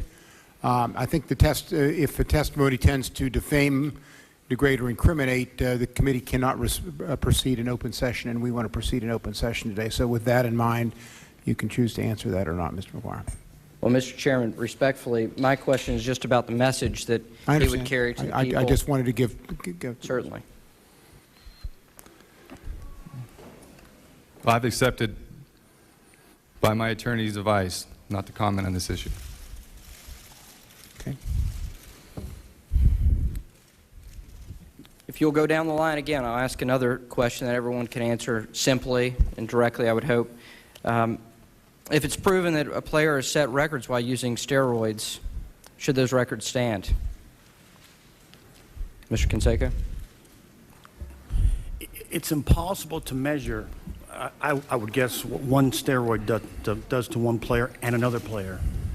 There is no guideline to trying to say, well, if he hit 60 or 70 home runs because he was on steroids, we're going to take away 20 or 25% of his home runs. It's impossible. Mr. Sosa? It's not up to me. It's not up to me to determine that. I believe that's up to the commissioner. Absolutely not. Thank you for your frank answers. And as members of the Players Union, which you all are or were, your representatives sat down and negotiated on your behalf about the steroid policy. And part of what we'll hear from the commissioner, I'm sure, and your union representative is the fact, well, from your union representative, that he was empowered to negotiate in certain directions. Did you support the old policy on steroids? Did you empower your union representative? What was your stance on the issue of steroids within your union votes as members of the union? Did you support a more stringent policy, or did you ask your union representative to limit the policy when it comes to steroids? We can start. No, I didn't support the old policy, and as a team, the Diamondbacks made it very clear we didn't support the old policy, to the point where we spoke about not taking the tests ourselves to force a failed result to increase the toughness of the policy, and I think that's exactly what happened. Well, since there was a new policy in place and it was the first time that we were tested, I was in favor of it. Now, I was aware that we needed to take bigger steps and more steps, and I think that we need to give a chance to this new policy. And if we do need to take more steps, I'm in favor of that also. I've been retired. When you were a member of the Players Union? There was no policy. Right. And you, well, Gentleman's time's expired. We'll allow the previous question to be answered, but Mr. Sosa, if you want to answer. I really, I don't have the specific question to explain it to you. Mr. Canseco? The policy was never an issue when I was there. I think the only players that may have been privy to it briefly were members of the Player Association. In other words, each organization had a representative that would go and represent that team. So as beyond that, no policy was ever mentioned or really talked about. Okay. Thank you all. Yes. Gentleman from New York, Mr. Towns. Thank you very much, Mr. Chairman. You know, looking back over the rules and the recommendations that have been made, I think that we're overlooking the fact that we can only hold the players accountable, but all wrongdoers, including management, trainers, front office, and all should be involved in this if we really want to clean up the situation we now find ourselves in. Let me just go down the line, starting with you, Mr. Schilling. Do you consider yourself a role model? Yes. Definitely. Yes. Yes. Yes. With that in mind, do you think that maybe posting something in a locker room might remind the person that they should not consider using, being you're saying the kind of damage that takes place if a person uses steroids? For instance, you know, in locker rooms sometimes they put up, you know, what smoking will do to you and things like that. Do you think this would serve as a deterrent in any way? I'm just trying to figure out what we might be able to do if it's a widespread kind of thing. You think that will sort of scare tactics to players? No, I don't. No? I'm not sure. I can't answer that. I don't think so. I'm not sure. Yes, I think bringing this issue to light is going to be a major deterrent. The players will be talking about this on a daily basis, and they will be aware that there'll be a lot of eyes on them, especially Congress. Yeah. See, my concern is the young people, you know, the high school ball players and, you know, people playing that. I was just wondering if this kind of technique might not, you know, the scared straight kind of thing to show them that if you use, you could end up looking like this at the end of the day. You know, and that's the reason why, you know, I was thinking about that for high school players more than professionals. Because my concern is that at that level, they might begin to really use it. And that's a real concern. So what can we do with high schoolers? Any thoughts on that?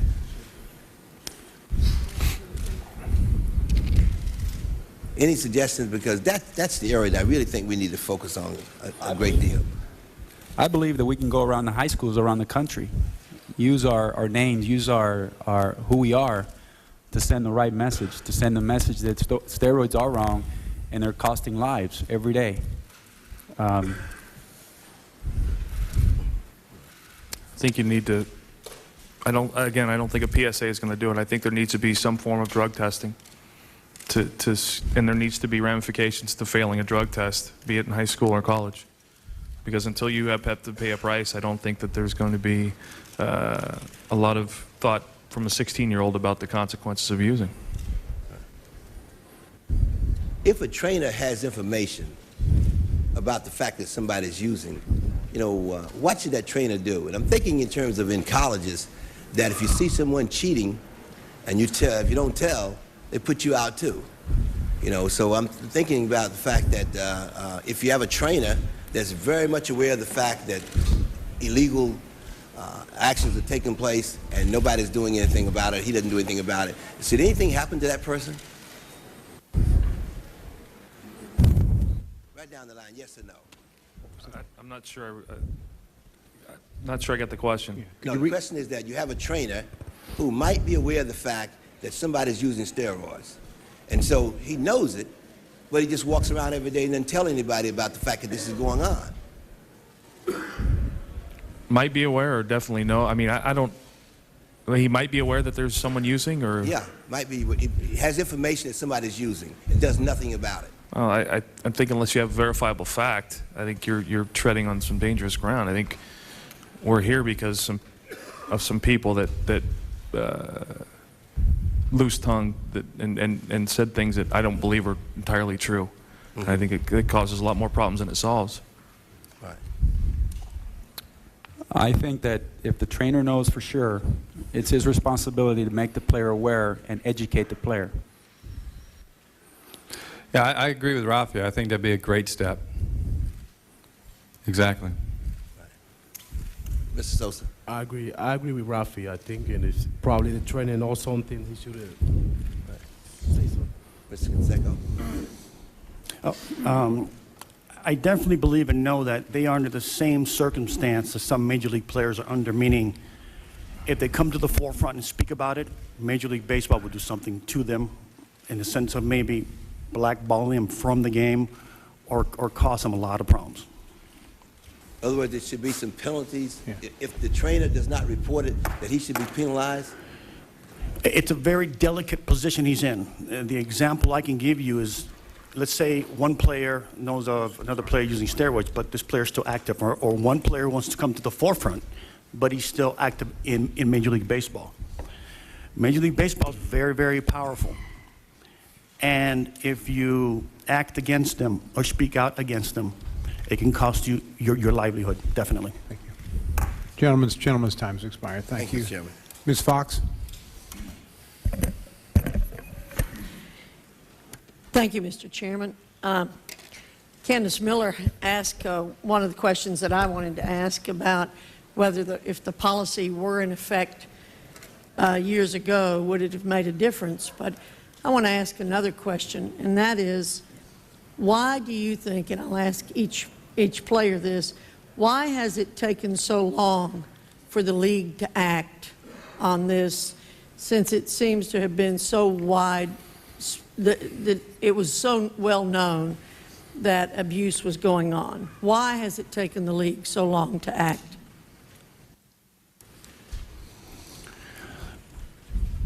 Basically, something like a book written about the problems in Major League Baseball had to be done.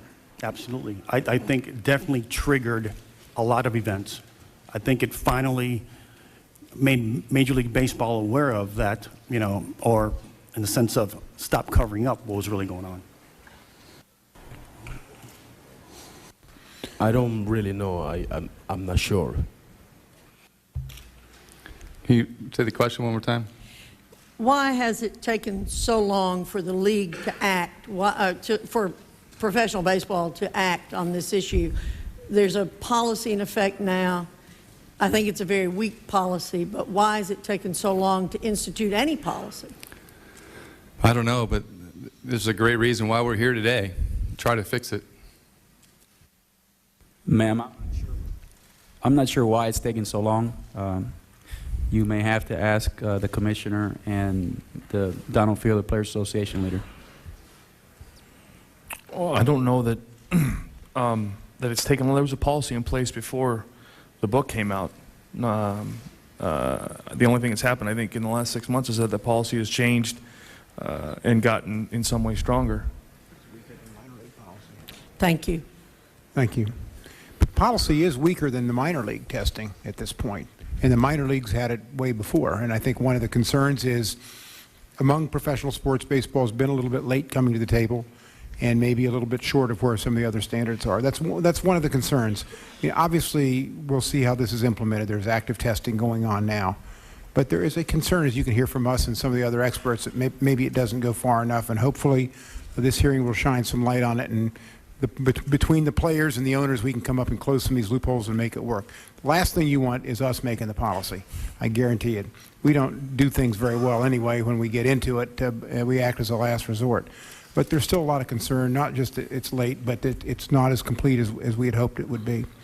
But your speaking here is just very helpful to that. Next is I think Mr. Kanjorski was next. Thank you, Mr. Chairman. Mr. Canseco, can you tell us, I assume in your book, I didn't read your book, but I assume that you confessed to taking steroids, is that correct?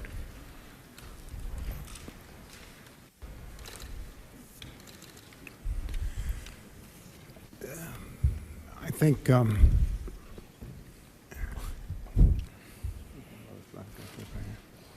Yes, in the past I have, yes. Yeah. Well, can you tell us, what we're trying to get here, one of the reasons I objected to the use of subpoenas at this hearing was it highlighted just baseball, just superstars in baseball.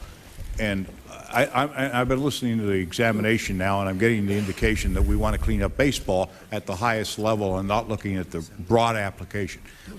I want to get to motive. Why did you use steroids? Well, there are many reasons. There's a chapter in my book where my mom passed away, and I was called in from California. I was playing A-ball that year.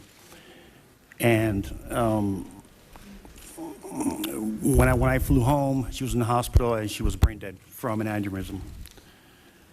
And she never had seen me play minor leagues in general, and I promised her I was going to be the best athlete in the world, no matter what it took. I definitely got caught up in the whole. Would it be fair to say that you did it because the motivation was to build your body to be more competitive and ultimately make more money? I don't even think the money was an issue at that time. I think just becoming, the best athlete I could possibly become. Right.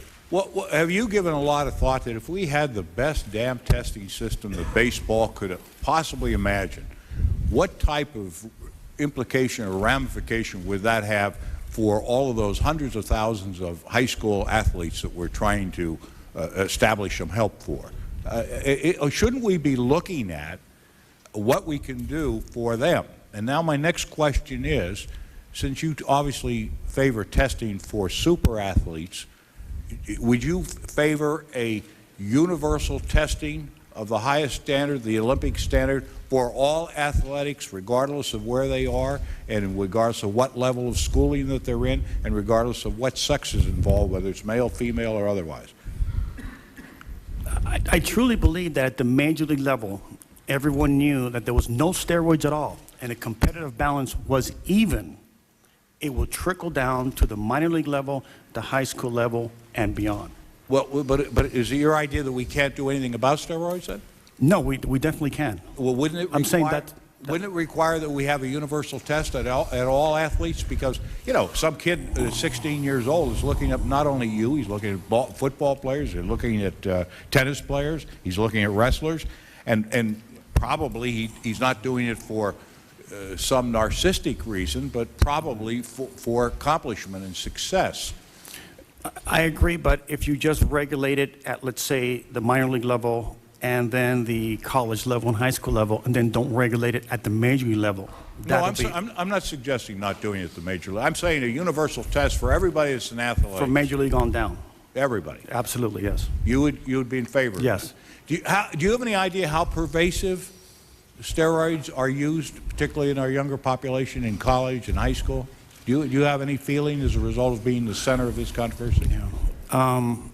If it's any proportion to at the major league level at the peak of steroid use, I would say very high. You have any percentages or fractions that you? No, I don't. Not beyond the major league level. No, I don't. It's very high. Well, carrying that on now, I'm going to give you an analogy that has bothered me, and I don't expect that any of you have the answer. But supposedly somebody came out with smart pills, and that smart pill could make you 10 times smarter than you are right now. And they may put a warning on there, it could cost you 5 or 10 years of your life expectancy. How many people would be tempted to try and win a Nobel Prize and take that smart pill? That's a very tough question because we don't know if we're going to be around tomorrow or not. We don't know if our futures are guaranteed or not. But the smart pill guarantees something, meaning you're going to win a Nobel Prize. It's a tough question to ask. I really don't even. It's trying to get to the point. Look, there's a motivation of why athletes who have a high appreciation of their body, they're making a judgment of risking something. So what I'm saying is it's somewhat of an intelligent question that they raise. I mean, I assume all of you fellows would have had, particularly you, I won't address it to the other. You had an idea it could be dangerous to your body, didn't you? The gentleman's time has expired. If you'd like to answer, you may. I think as athletes have become more educated, yes, they're starting to realize that, or more and more information, that the dangers are greater and greater. Thank you. Thank you. Mr. Gutnick. Thank you, Mr. Chairman. And this has been one of the most fascinating hearings I have ever participated in, and I've been in Congress now 10 years. I'm like a lot of the folks up here on this side of the panel. I grew up listening to baseball games on WHO radio, listening to the Minnesota Twins, and my idols were people like Harmon Killebrew and Earl Batty and Richie Rollins, and I remember those games like it was yesterday. And when I started thinking about this issue, and as this issue has sort of, bubbled up over the last several years, my first reaction is how unfair this is to people like Harmon Killebrew. And you wonder how many home runs he might have hit if he'd have been able to use chemicals, or particularly Hank Aaron. And in some respects it sort of cheats the game, and it cheats history, and it cheats things like that. And I think about baseball especially because growing up watching Roger Maris hit 61 home runs and remembering that for years, and perhaps even today, there's an asterisk after his name. And knowing that, for example, in little leagues now and even in softball leagues, we use aluminum bats.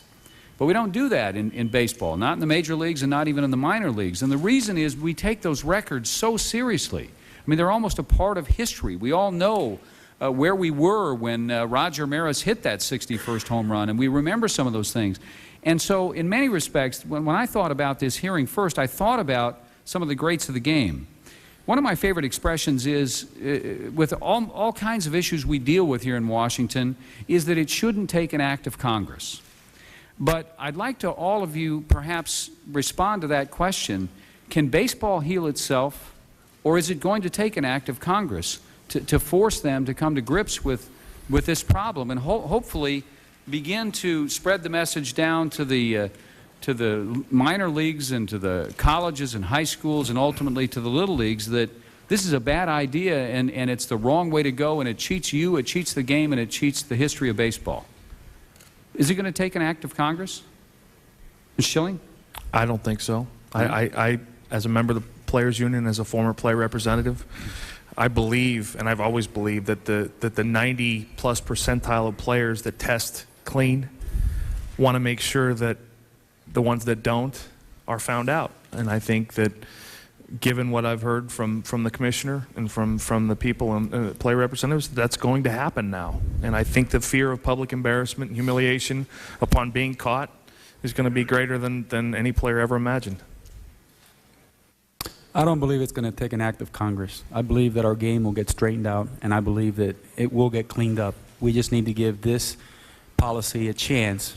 And like I said before, if we need to enhance it, let's do it. I don't know, being that I'm retired, but whatever it's going to take to put more of a positive light on this situation, to detract the young people of today away from this stuff, I'm all for it.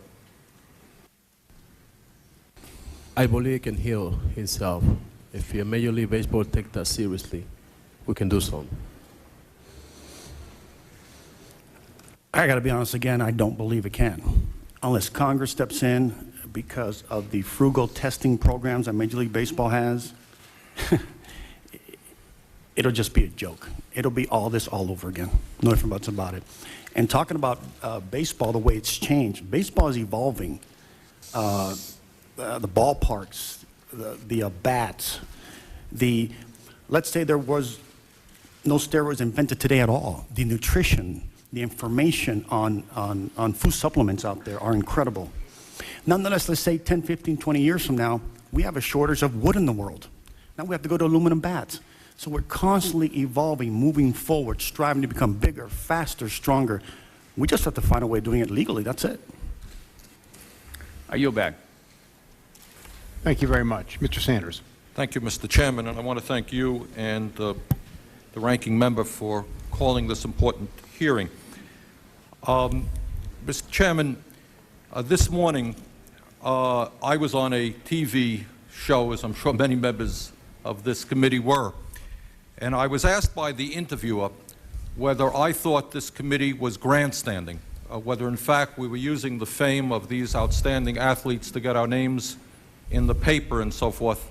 And I said I didn't think so, because I thought this was a hugely important issue impacting millions of young people. And that's what I believe. But I do want to say that I am overwhelmed by the kind of media attention that this has gotten. I have counted dozens of TV cameras. And I think some of the American people wonder, is this all we do? Because this is what they see on television.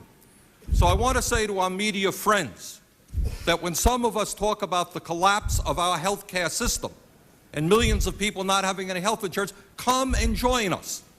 And we talk about the United States having the highest rate of childhood poverty in the industrialized world at a time when the rich are going richer. Come on down. Now, maybe we may have to bring great baseball players to help us talk about childhood poverty. I don't know. I would hope not. I'd hope we could have some of the great experts, and I would hope you would come. But to the American people, some of us are dealing with other issues as well.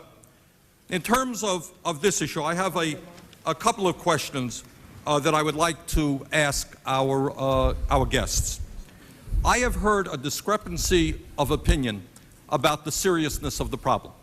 Mr. Canseco says it's rampant, everybody knows it, virtually lots of people are doing it. Mr. Schilling says he's not so sure. He doesn't really think it is a terribly serious problem. And I think Mr. Palmeiro has agreed with Mr. Schilling. So let me start off, and I know this is a hard one. Are we talking about 1% of players, to your judgment, doing it? Are we talking about 5%, 10%? Is Mr. Canseco the only player in the world to have done this? Mr. Schilling? No, I don't think he is the only player. I think he's a liar. I think that what he did was grossly overstate a situation to make himself not look as bad. What would you be your guess in terms of percentage? You know what? I took an oath. I swore to tell the truth here today. In 19 years in the big leagues, I have never seen a syringe other than one prescribed by a doctor to a player. I have never seen steroids. But in locker room gossip, you may not have seen it. People talk, right? This guy's doing something, that guy's doing something. I don't need names. What's your guess? You've heard people saying that somebody is doing it. Absolutely. There's discussion about other guys on other teams. I would say the percentage is on or around where it's been tested at. I don't think it's much higher. I think it's again, I'm in a locker. I've been with 6 different teams. I play with over thousands of players. I've guessed that maybe 5 to 10 of my teammates in the last 15 years were using. 5 in the last 15 years? Maybe. 5 to 10 at most. I wouldn't know anymore. Okay. Mr. Palmeiro, Mr. Schilling says he would guess maybe 5 or 10 players in the many years he's been in the majors. What do you guess? I wouldn't know. I couldn't take a guess. I just think as long as even 1% is too high, that's way too high. We need to make sure it's 0%. Mr. McGwire, would you like to speculate? I wouldn't know, but there's a big reason why we're here today to talk about it. Okay. Mr. Sosa, what's your guess? I won't know. I really... Mr. Canseco? I guess I'd say Mr. Schilling is correct about today's statistics on how many people are using steroids because we've made steroids aware. We've brought it out. This book came out, scared a lot of individuals. If they were using steroids when this book came out, they cold stopped. So you're suggesting that it went from wide prevalence down to what Mr. Schilling is saying, almost nothing? Is that what you're saying? Well, when I mentioned the 80%, I mentioned at the peak of steroid use. That may have been somewhere from 94 on to the year 2000. That's when I played. Okay. I've been retired for, I guess, 3 or 4 years now. It's been a long time. But because of certain instances that have happened, it's definitely curtailed greatly, yes. Okay. Let me ask the last question. I appreciate all of your efforts and you're willing to stand up for the kids of America, that you know your role models, you know that steroids are bad, and you want to do everything you can to prevent kids from emulating bad habits. My question is this. If the major leagues does not come forth with an aggressive policy, and I think what you're hearing today is we are not overly impressed by what the major leagues have done, will you come back in a year from now and say, members of Congress, we support you in passing federal legislation to tell the major leagues that they have got to be aggressive and pass strong and stringent requirements? In other words, will you come back and tell us to do that? Mr. Schilling? You know, I'm not sure I can answer that. I mean, we are in support of a stronger system that eradicates the use of steroids by players. If the majors don't do anything, if the league doesn't do anything, are you going to come back if we ask you to come back? That's a hypothetical I don't believe is going to happen. You sound like a politician there, watch it. Mr. Palmeiro? Hey, Bernie, I'm in he's a agreement Republican. with, you better not encourage him. Right. I'm in agreement with Curt. You know, I don't think it's going to happen. But, you know, if you think the league is going to do the right thing? I believe so. But if it doesn't, I would be more than happy to come back and let's address the problem again. Mr. McGwire, will you come back and join us? Well, I have no idea. Being a retired player, I have no idea what the policy is, but if you'd like me back, sure. Okay. Mr. Sosa? Yes, I believe that, you know, Major League Baseball is going to do something, no question. If you have to come back here, I'm happy to do it. Thank you. Mr. Canseco? I think it'd be a major mistake to let the league police itself. No ifs and buts about it. We'll be back here quicker than quick. Okay. Thank you very much. Thank you, Mr. Thank Chairman. you. Mr. Dent. Thank you, Mr. Chairman. Oh, I'm sorry. I promised Mr. Isa first, and then we'll go to Mr. Dent. Go ahead. Thank you very much, Mr. Chairman. Mr. Schilling, I must say I came here intending on throwing softballs to all of you whenever possible, but listening, I've been a little disappointed that I'm sort of hearing a consistent pattern from you as a players rep that there isn't a problem and we don't need to intervene. So would it surprise you if I told you that I talked to multiple professional team owners, including baseball, and had an absolute positive, please legislate a zero tolerance? Would it surprise me? Would it surprise No. you? So that's a position that you feel comfortable comes from the owners? Position being? That a zero tolerance, go ahead and mandate it. That doesn't surprise you that the owners feel that way? Not that they say it, no. Okay. Well, I take people... Mr. Schilling, I take people... He is a pretty good politician, isn't he? Yes, he is. Oh, and by the way, as to my colleague on the other side talking about that pill to make us 10 times smarter, I think it could be mandated for Congress to save the nation. So I'm not sure that wouldn't be one we would give ourselves a special exemption as we do so many other things. The earlier panel, I asked every member, and they were medical and grieving parents, basically a question, and I'll set it up. If you use the aluminum bat, if you were to sneak one into a game and use it, that'd be cheating, wouldn't it?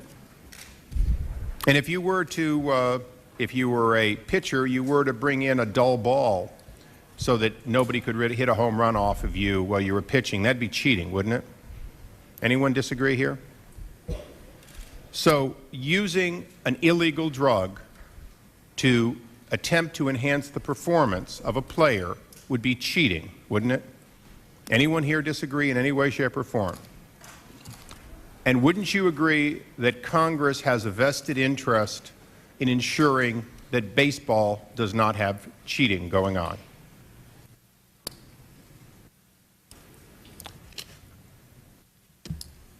Mr. Chairman, I've got all my questions answered. I yield back. Thank you very much. Mr. Kucinich. Thank you, Mr. Chairman, members of the committee. Some have used steroids, and with respect to baseball, it defies credibility that only the players knew. I mean, we're holding players accountable here, but what about those who profited from a system of enhanced performance? Others knew, including the owners, which may explain why the owners may be congenial to some changes. So good for them. What has not been investigated today or documented is the win at all costs mentality, which has infected not only sport, but business, the media, and I might add, politics. Our steroids are called PACs and special interest contributions. This does not excuse anyone, but if we leave here today without looking at the larger questions of pressures to succeed, pressures to win, pressures to make money, pressures to be bigger, pressures to be better, win at all costs, at the cost of health, at the cost of reputation, at the cost of life. If we don't look at these larger questions of win at all costs, if we don't think about this, if we don't go deeper with our thinking here today, we'll be back here years from now, regardless of what these players so graciously commit to do. We only need to go back to Mr. Waxman's initial testimony, his statement about how we've been here before. Now, I'd like to have the remaining time belong to the players who have said that they want to communicate with the young people of America. Take the opportunity now, because I think this is an important moment to do it. What can you say right now, Mr. Schilling, to America's youth with respect to the use of steroids? Just in a half a minute to a minute. I think that if you speak directly to the young people. I think to the youth of America, we've made it very clear that steroids is cheating. and winning without honor is not winning. Mr. Palmeiro. I would have to say that I am the perfect example of someone that came from another country and took advantage of the situation that was given to me. I've worked very hard, and I've dedicated my life to my sport. Mr. McGwire. I would say that steroids are wrong. Do not take them. Gives you nothing but false hope. That's what I would say. Mr. Sosa, ¿podría usted dar un consejo a los jóvenes de nuestro país con respecto al uso de esteroides? Yes, sir. See, I would say pretty much, hard work, believe in yourself. Drugs they are not good, and work hard. Just set it myself as a sample. Coming from the island, work hard, make it to the major league. So that's the only thing that I can say. Everybody up there, and believe in yourself. Mr. Canseco, thank you, Mr. Canseco. I can speak for myself and say I made a mistake using steroids, no ifs and buts about it. I don't want any youngsters using steroids. Speak to the young people. Yes, I probably haven't slept in 3 or 4 days. My attorney can verify this because of this issue. First hearing about these children that took their lives, it's not worth it. And I'm going to say this again. If Congress does nothing about this, Major League Baseball will not regulate themselves. The Player Association will not regulate these players. That I guarantee. I've been a Major League player for 17 years. Sure, the Player Association and the owners disagree on most things. But when it comes to making money, they're on the same page. Well, and that's what I alluded to earlier. And I would suggest to the members of the committee that we can take these players at their word about their commitment, wherever they've been in the past. As a matter of fact, some who know the territory well may be the best spokespersons about a new direction. And even if you've not been in that territory, as some of our witnesses have said, you can also make a strong statement. Young people look up to you. And so thank you for being here today. And I agree that we need to look forward, and we need to move forward. Thank you. Thank you. Mr. Dent. Thank you, Mr. Chairman. And, we're here for a variety of reasons today because, one, this committee has oversight on federal drug policy. We're all concerned about our youth. I believe we all can say that. And the other constituency I think that has to be considered today are the taxpayers of this country. And in my state, where we subsidize Major League Baseball, taxpayers do. Over $150 million went to support stadiums in the cities of Philadelphia and Pittsburgh. We subsidize that industry, which is treated like a monopoly because of the antitrust exemption your industry enjoys. That said, here's my main question. In 1919, Major League Baseball went through the Black Sox scandal and the gambling issues that really, I guess, created the commissioner's office in order to deal with that problem. And I believe that in 2005, that's about where baseball is now. 1919, 2005 is another seminal year for baseball. And I guess my question is really this. Do you believe that steroid use in baseball is as serious an issue for Major League Baseball as is the anti-gambling policy that Major League Baseball currently has imposed? Mr. Schilling, you want to start? I think it's cheating. I think any form of cheating I don't think they're any more serious than the next. I agree. As long as there's positive tests, it's wrong, and we need to clean it up. I don't know, but if it's a positive move, I'm all for it. Yeah, I guess I do the same thing. Okay. I didn't quite hear the question. The question was, is this issue, steroid abuse by ball players, as serious an issue as gambling or potential gambling by players? The steroid issue is much more serious because it takes lives. So you have to be very careful with it. I get the sense that you think it's as serious or more serious in your case. Because I guess it was several years ago, Pete Rose was banned for life from the game of baseball because of a violation of gambling policy. And I guess this is the second question. Why do you think Major League Baseball was so aggressive then in going after Mr. Rose on that issue and seems to have been so much less aggressive on this steroid issue? Do you think it's because of money, but what drives that? I'll start with you, Mr. Canseco. I think it's very simple when you really look at it. It didn't affect the game in the sense of this issue, steroids, actually affects your game. It's a completely different subject matter. Mr. Sosa. I had no idea. I can't answer that. Could you repeat the question? Why do you think baseball was so much more aggressive about Pete Rose's gambling issue than it has been about this whole issue of steroid use, which has been described by some as rampant? I'm not sure. My guess would be that, it is illegal to gamble. It's illegal to bet on baseball. It's always been that way. That's about all that I can say about that. No answer? Okay. I'm just curious what your perspective would be, because it was always clear to me. I thought that baseball players knew not to bet in games, particularly ones they're playing in, and there were serious sanctions for that kind of behavior. I just get the sense from hearing what I've heard that Major League Baseball just doesn't take this issue nearly as seriously as it does the gambling issue. And I commend Major League Baseball for what they did when they found an instance of gambling. I mean, they dealt with it decisively, as they should have. And I'm just trying to get a sense from players or former players why you think they're less aggressive on this. And if anybody has anything to say, I'm glad to hear it. You might ask the next panel. I think they may have something. I'm going to ask them that one too, don't worry. But I thought I'd get a player's perspective on this one. But I understand your reluctance to want to answer that question. Thank you very much. Mr. Davis. Thank you very much, Mr. Chairman. Representatives of the league have emphasized that the current policy, that is the current testing policy, is a negotiated labor agreement. That was negotiated. It's a collective bargaining agreement. And I have a great deal of respect for that. But I guess the question becomes for me that since the impact, the outcome, the results of what we're dealing with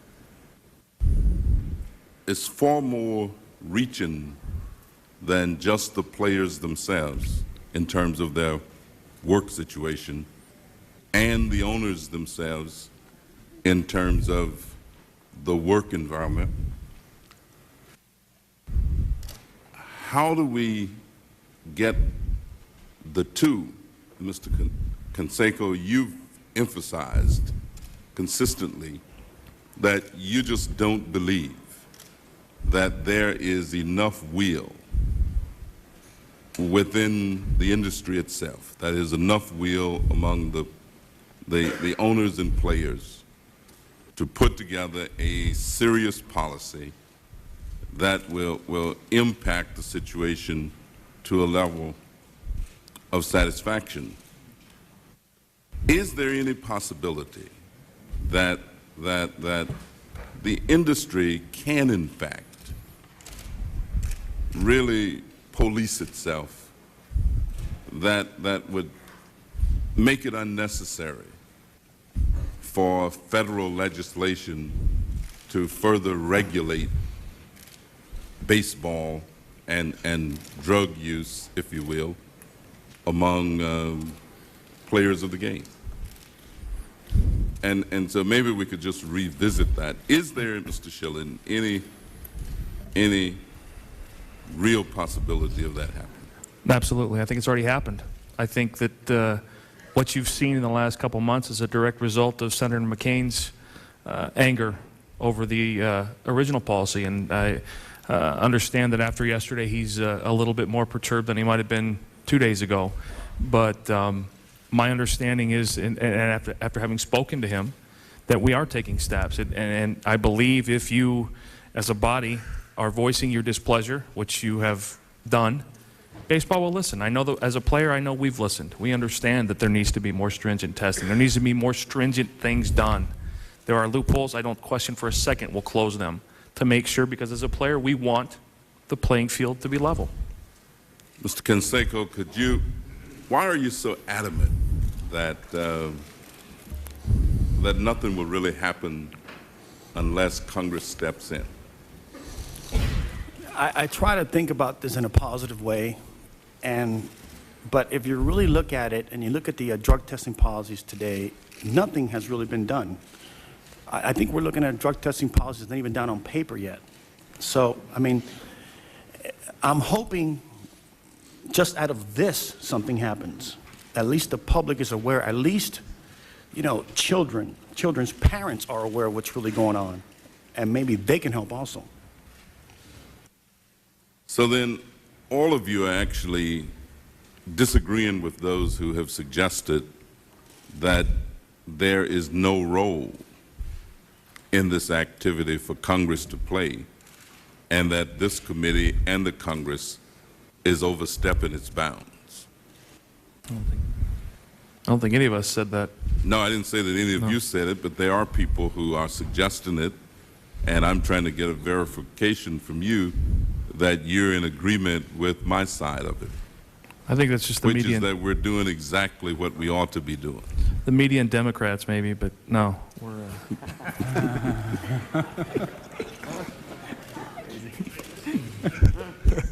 We owe you guys one after Ms. Watson's thing. That was Absolutely. Could we finish? Yeah.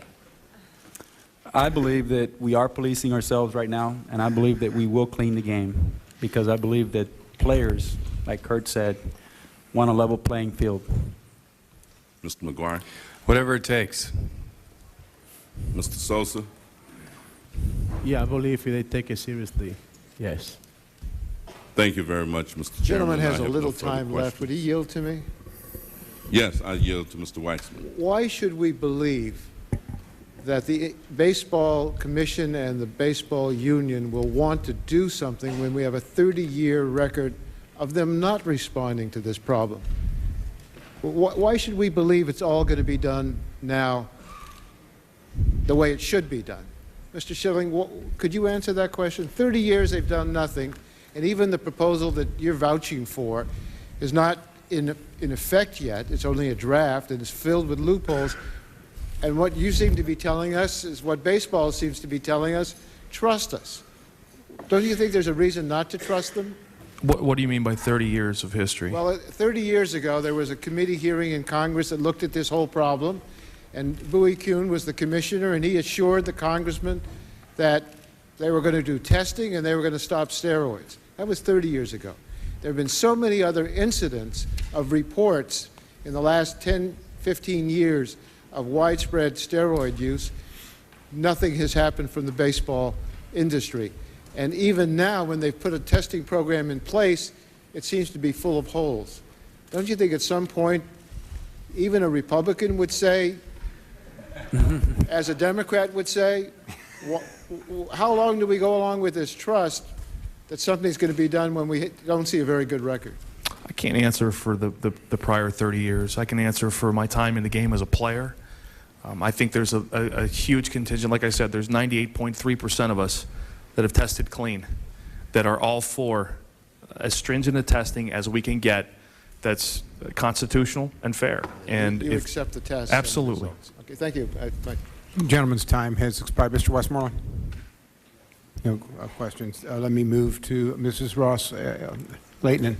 Thank you so much, Mr. Chairman, and I'm very honored to be here today. This is a very important issue, not just for the nation, but as all of the players have pointed out, what an important message it sends to the young people, and I'm glad to hear that everyone is saying the right thing. And I just wanted to point out the testimony given by two of my favorite athletes, Rafael Palmeiro and Sammy Sosa, and they're hometown favorites in our community in South Florida. As Rafael said, my parents and I came to the United States after fleeing communist tyranny that still reigns over my homeland of Cuba. We came seeking freedom, knowing that through hard work, discipline, dedication, my family and I could build a bright future in America. And as a matter of fact, when he was asked by the team owner to go to Cuba and play baseball diplomacy and do that with Castro, he said, "Not me." And we admire him for his courage, because we know that was not an easy decision. And I thank Chairman Davis for being open to the possibility of having Rafael belong to be a member of the task force that they'll be putting together. He'll be a valuable addition, a person who says that his goal is to stamp out steroids out of the sport. And he would certainly add a lot to the debate. As all of us know, there are a high number of Hispanics playing baseball throughout the nation at all levels, and he would certainly be a leading role model for that. And Sammy Sosa, what an outstanding athlete, growing up dirt poor in the Dominican Republic, undergoing very difficult circumstances to get where he is today. And he says very strongly supports testing professional athletes for illegal performance-enhancing drugs, and we congratulate you, Sammy, for that stand. And both of these individuals do so much charity work, especially in our area of South Florida, and we congratulate them for that. Felicidades, muchas gracias. And Jose Canseco is a Miami boy growing up just a few blocks from where I grew up, a graduate of Coral Park High School. And I'm pleased to have Jose say that he's devastated when he listens to the testimony that we heard today, and I know that he's heard it in the past, of parents of young people who have, the young people have killed themselves as a result of steroid use. And I hope that as a proud graduate of Coral Park, the Rams, that in a street that's named for him right there, Southwest 16th Street, that you go back to Coral Park and you go back to my alma mater, Southwest, just a few blocks away, and talk to the young people about the dangers of steroid use, and your voice will be heard. And I encourage all of you to continue that battle, and I especially congratulate Rafael and Sammy. Muchas gracias, mi amigos. Muchas gracias a usted. And I'd like to yield my remaining time to Mr. Souder. Okay. I'd just like to add for the record, as Major League Baseball and Congress work together and how you look at drug testing. In 1989, I was a staffer for then Senator Dan Coates, and we passed the first drug testing legislation through the Safe and Drug-Free Schools Act, and we looked at a high school in Indiana, McCutcheon High School, where they drug tested their kids because of several injuries on their baseball team, and 1/3 had tested positive for marijuana. That led to it being sustained by the courts that in any athletic type event in any school in the country, they could drug test. It still is what other kinds of random tests, but the courts have also ruled for students that when there is possible cause or something that a student does, then you can test and not have it be legally challenged. For example, if you're tardy 3 days to school, you can be tested because that may be a sign of that you've been partying. In baseball, I would suggest there are other things, such as sudden dramatic changes in player performance. Hey, if you're clean, it doesn't matter. Like Rafael Palmeiro said, if you're clean, hey, a drug test shouldn't be a problem. Also, dramatic improvement when you're aging, like Senator Bunning referred to. After a strike, when there's a financial incentive to alter the game, that would be a good time to have more drug testing than usual. Also, if a particular franchise is in financial trouble, those are motivations that cause question to the game, and drug testing should be accelerated. Also, including a FEDRA and other things in it. So there are lots of loopholes of policy, and I hope the players are very serious that you'll talk to your player reps about doing logical testing like we do for truck drivers, like we do in schools, not just in the Olympics, but across this nation. I thank the gentlelady for yielding. Thank you, Mr. Clay. Thank you, Mr. Chairman. Mr. McGwire, I, along with all of St. Louis and the country, watch with great excitement when you and Mr. Sosa chased and broke Maris's home run records. A stretch of Interstate 70 that runs through the heart of my district is named after you. In St. Louis, Cardinal baseball has held a special place in the hearts of millions of fans for over 100 years.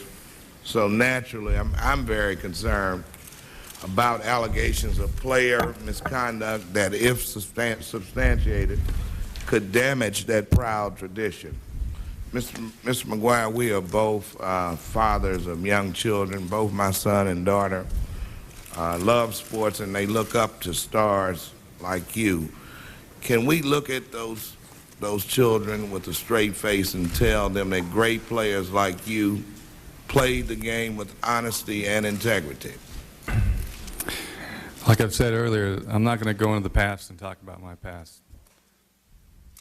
I'm here to make a positive influence on this. Mr. McGwire, you have already acknowledged that you used certain supplements, including Andro, as part of your training routine. In addition to Andro, which was legal at the time that you used it, what other supplements did you use? I'm not here to talk about the past. No, Mr. we've got, Mr. Mr. Chairman, No, let me finish with my time. Mr. Canseco, how did steroids enhance your effort to hit the home run or your ability to hit the ball? For me, I think it was a little different because I've also had a background of, since I was a child, coming home from baseball practice, the same bending over and falling to the ground paralyzed.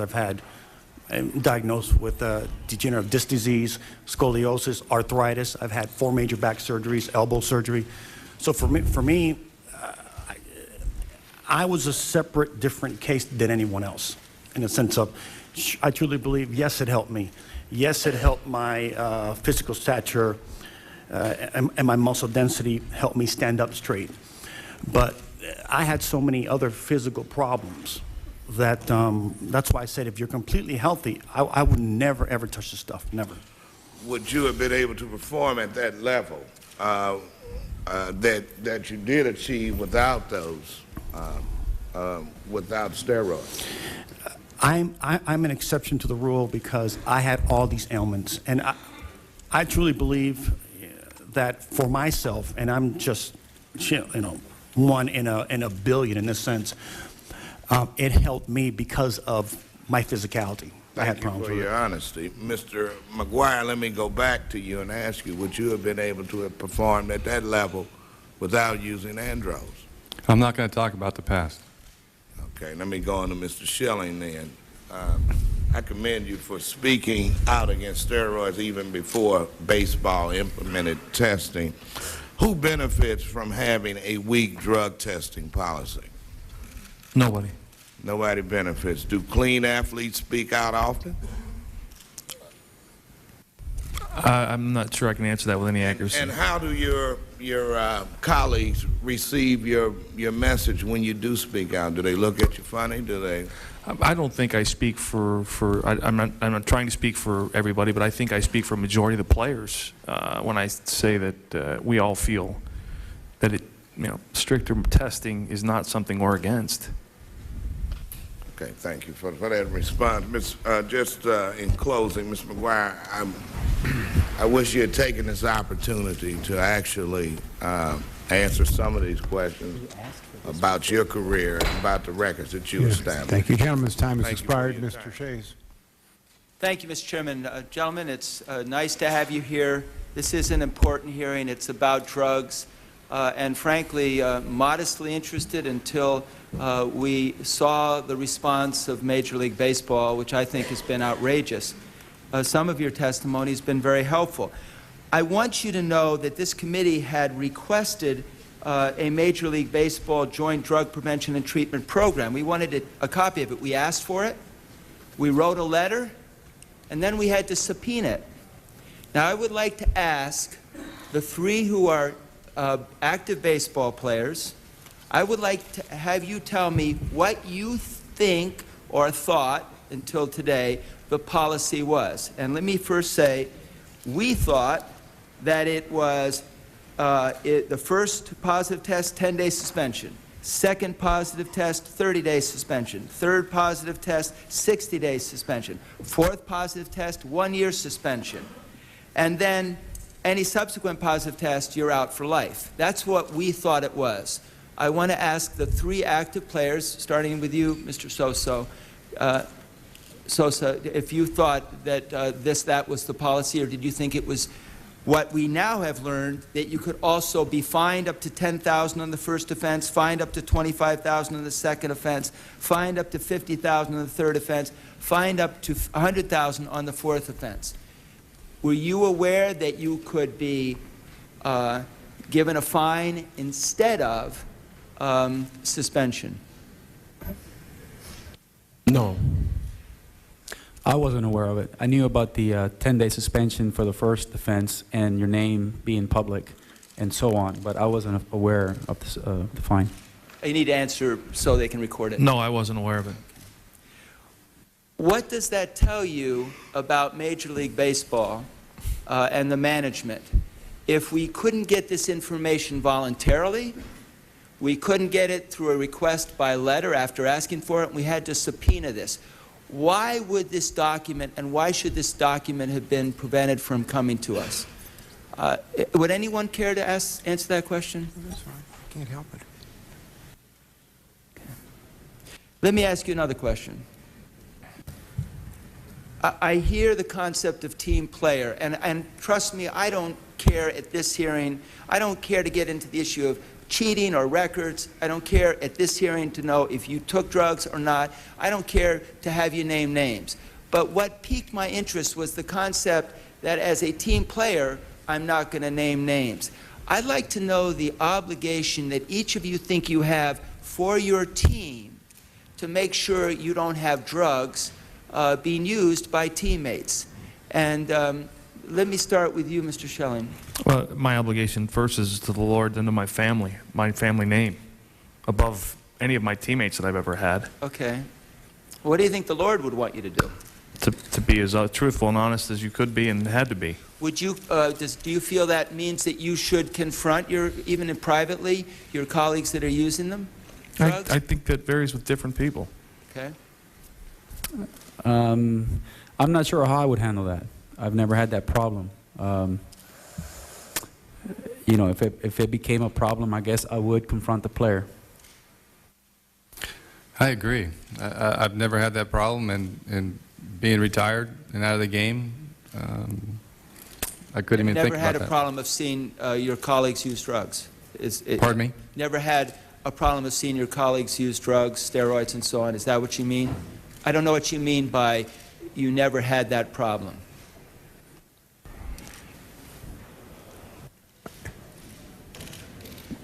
Let me just go to Mr. Canseco. I'm not going to get into the past. He's not getting into that.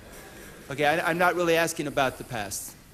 Mr. Sosa, what obligation do you think you have to your team if you are aware that someone is using drugs on your team?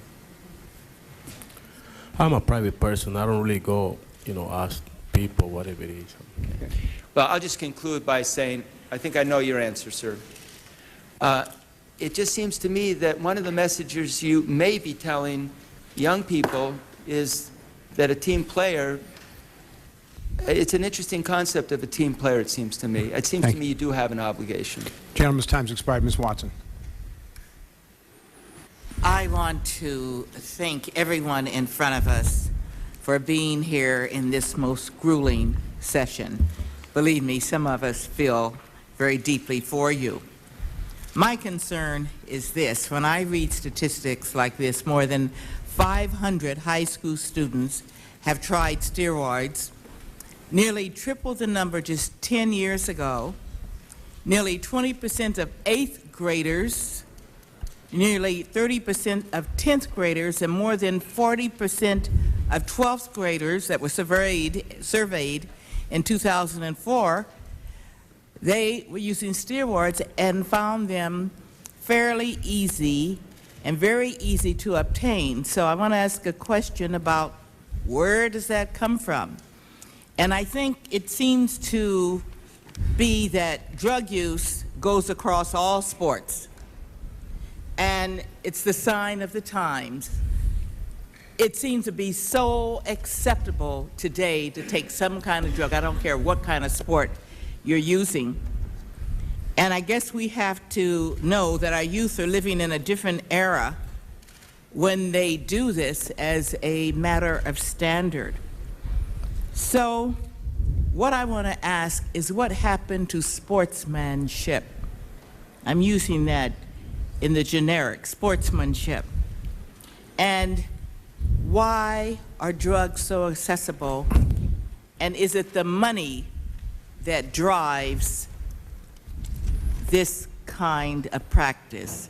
Does anyone want to talk about that? I am highly concerned about our youth today. And believe me, I know of what I'm talking about. I sit on a school board in Los Angeles. I was a school counselor.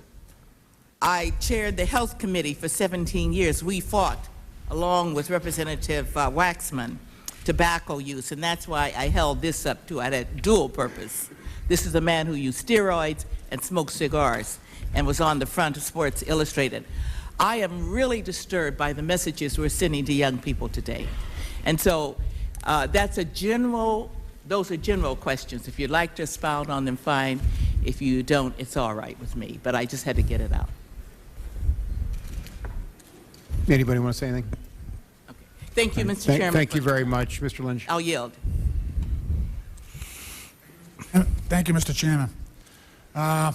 Canseco, I just want to start off by saying the testimony I'm hearing today from you at this hearing is much, much different than what I have read in your book. I have to say it's a stark change. I just want to remind you, at the end of your book, you stated, "What I'm hoping is that some more intelligent, forward-looking voices will come out and urge baseball to embrace the potential of steroids and to fight for their place in the game and in our lives."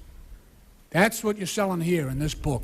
I don't know if there's a new book coming out with what you're saying today, but I got to tell you, I'm a little surprised what I read and, you know, and what you're saying. So can you enlighten me a little bit, because I'm a little bit surprised.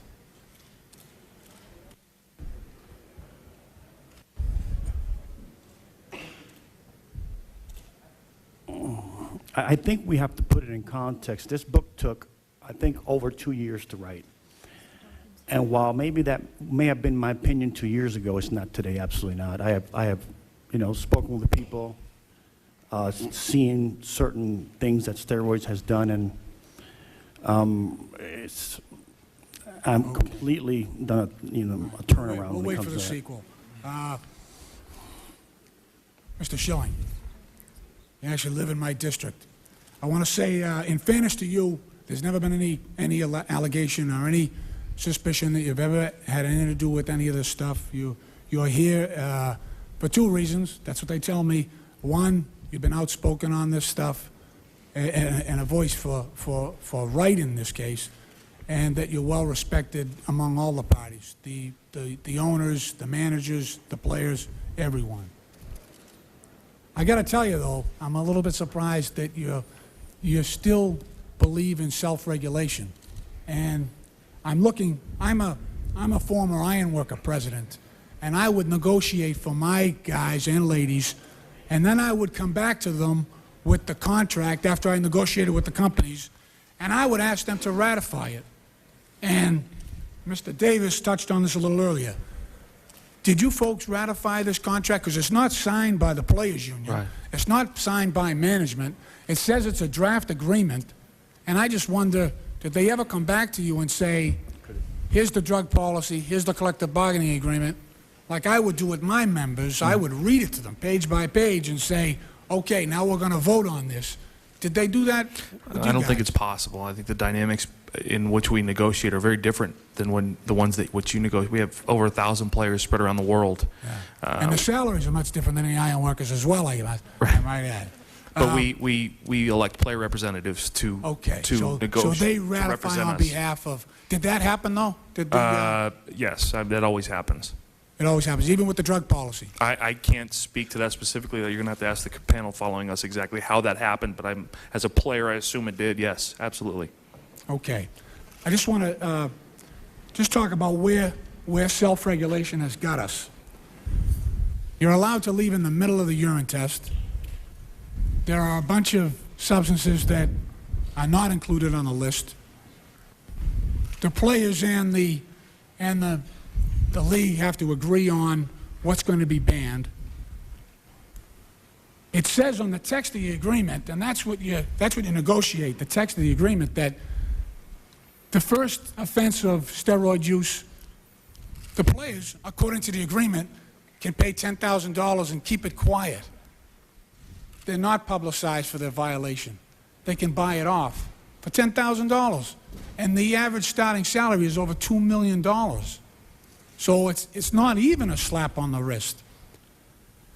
We have an escape clause here, where if the government comes in and starts investigating your drug policy, it goes away. You just get rid of it. The parties agreed. That's what self-regulation has got us. And I'm not with you on that, I have to admit. I just don't think that baseball is capable, and we're gonna have a little chat with the next panel coming in. I just don't think that they have demonstrated good faith on their ability to be able to police this type of thing. Thank But you. I want to thank you all for coming here today. Thank you. Gentlemen's time's expired. Mr. Duncan, any questions? Very briefly, Mr. Chairman, I heard Mr. Palmeiro say that he could live with a one strike, you're out Olympic standard on the steroids, but then I had to go to other meetings, and Mr. Souter tells me that some of you defended the present Major League policy. After seeing all the interest, all the concern, after hearing all this testimony and seeing all these news reports about young people dying, and I saw a news report where a light heavyweight boxer who became a heavyweight boxer this weekend, they had a report on the national news that his legs were amputated, all these horrible things. Do any of you on the panel, would anybody object to the major leagues coming in or instituting a much, much tougher, stricter policy, whatever that might be, much tougher than it is now? Do any of you have an objection to or problems with something like that? Even if it's not quite as strict as what Mr. Palmeiro said, or an Olympic standard, but I mean a much, much tougher policy. Anybody have any problems with that? Objection to it, Mr. McGwire? Well, I'm retired, but I'm telling you, if whatever anybody can do to improve it, so there's no more meetings like this, I'm all for it. So, I think everybody seconds that here on the panel. all right. I think everybody agrees a much tougher standard is necessary. Thank you very much, Mr. Chairman. Thank you very much, Mr. Van Hollen. Thank you, Mr. Chairman, and thank all of you for your testimony here today, and thank all of you also for your commitment to use your star power going forward to send a message to our young people about the dangers of steroid use and the fact that it's just simply the wrong thing to do in baseball or any other sport. One of my young sons, Mr. Sosa, wore your T-shirt to bed just about every night, couldn't get it off of him, and that's when you were with the Cubs. I'm from Maryland now that you're with the Baltimore Orioles. He's a real fan, and even extra fan. So all of you understand, I know, that you have a great responsibility given the fact that you are heroes to so many young people to convey the right messages, and I thank you for that. A part of making that message, I think, also requires conveying to people an understanding of the scope of the problem. And that's why we're here today, is to try to get a handle on the scope of the problem and the best way we can all work together to approach eliminating the problem. And in that regard, Mr. Schilling, I do have a question for you regarding your earlier statements regarding the extent of steroid use within baseball, because as I understood your testimony, you said that steroid use in baseball is less than 2%. Is that right? That's the results of the testing from the last season, yes. Right, and that's based on the league's current steroid testing policy, right? Right. But I think we've heard testimony today about the weakness in that policy. As I understand it, it does not include testing in the off-season. Is that right? Yeah, it's random. Okay, all right. It does not include, I understand, new designer steroids like a recent steroid recently recognized by the World Anti-Doping Agency. It did not include andro, which is an anabolic steroid precursor that we understand that players used. And it did not include human growth hormone, which we also believe from at least news accounts that players used. And so I guess, given that information, are you confident that the 2% testing results really reflect the use of steroids? I don't believe, as written by the author of that book, that 78% of them slip through the cracks, if that's what you're asking me. No, I'm really asking very simply. You've used the number 2%. Right. And that 2%, I think, is just important to understand for everybody, is based on the current testimonies, right? And I think that a lot of the testimony today we heard from earlier panels suggests that that policy is a very weak policy, and as I understand your testimony, you would be willing to accept a much tighter policy. Right. So I think it's something we would all have to acknowledge, that when you have a weak testing regime, you can't be confident in the results. Is that right? Right. I think my answer earlier was given, again, on my 19 years of being in a Major League clubhouse. I can honestly tell you I've never seen a syringe. The discussion is nothing more than you get on high school lunch breaks. You talk, you wonder, you speculate, but not many of us, if any, are experts. But I've never seen it. I've never seen I wouldn't know what it looked like. No, I appreciate that. I just that the 2% number has been out there. I think it's important people understand that's based on a testing policy that I think most people have acknowledged today is relatively weak and would agree to strengthen it. And I think it's important that we understand the scope of the problem when we're trying to get a solution to it. And I think it's important when we're communicating to young people that we're not trying to narrow a scope of the problem, which, at least by all press accounts, is much broader. So I really think there has been some progress today. I think the fact that you're all committed to going forth after the testimony today to dedicate yourselves to sending strong messages, I think that's a very important part of it. Obviously, tightening the testing policy is what gives some teeth to the message going forward. But I thank you for your testimony. Thank you, Mr. Chairman. Thank you very much, Mr. Van Hollen. Ms. Sanchez. Thank you. Let me just start by saying that I am a huge baseball fan, and I admire all of your talent and dedication to the sport. As a young girl who played competitive softball, I looked up to Major League Baseball players as my heroes. And as somebody who plays on the Congressional baseball team, and that's baseball, I still look up to y'all and admire your talent. But because baseball is so intertwined in our, like our national heritage and our history, to me, this hearing is about being upfront and honest about the problem. I think everybody here has agreed that there is a problem, but so far today, and I have to say I'm really disappointed because I'm hearing differences in terms of how widespread it is. We have one member of the panelists who says it's rampant, and we've got 4/5 of the panel that couldn't really speculate because, they never saw it, they never heard it, they've never been around it, they don't know anything about it. And I just want to, tell you that it's hard to reconcile those two visions about how rampant is this problem in baseball. And I think, if we want to move forward, we have to start with being honest about how deep is this problem. I want to just read to you really briefly some news accounts. In 1995, the Los Angeles Times reported that anabolic steroids apparently have become the performance drugs of the 90s in Major League Baseball. And the paper quoted San Diego Padres general manager stating, "We all know their steroid use, and it's definitely become more prevalent, I think 10 to 20%. That's in 1995. In July of 1997, the Denver Post quoted a player for the Colorado Rockies estimating that 20% of ball players use steroids. In 2000, the New York Times quoted Brad Andrus, the strength coach for the Colorado Rockies, as estimating that 30% of Major League Baseball players had used steroids at some point in their careers.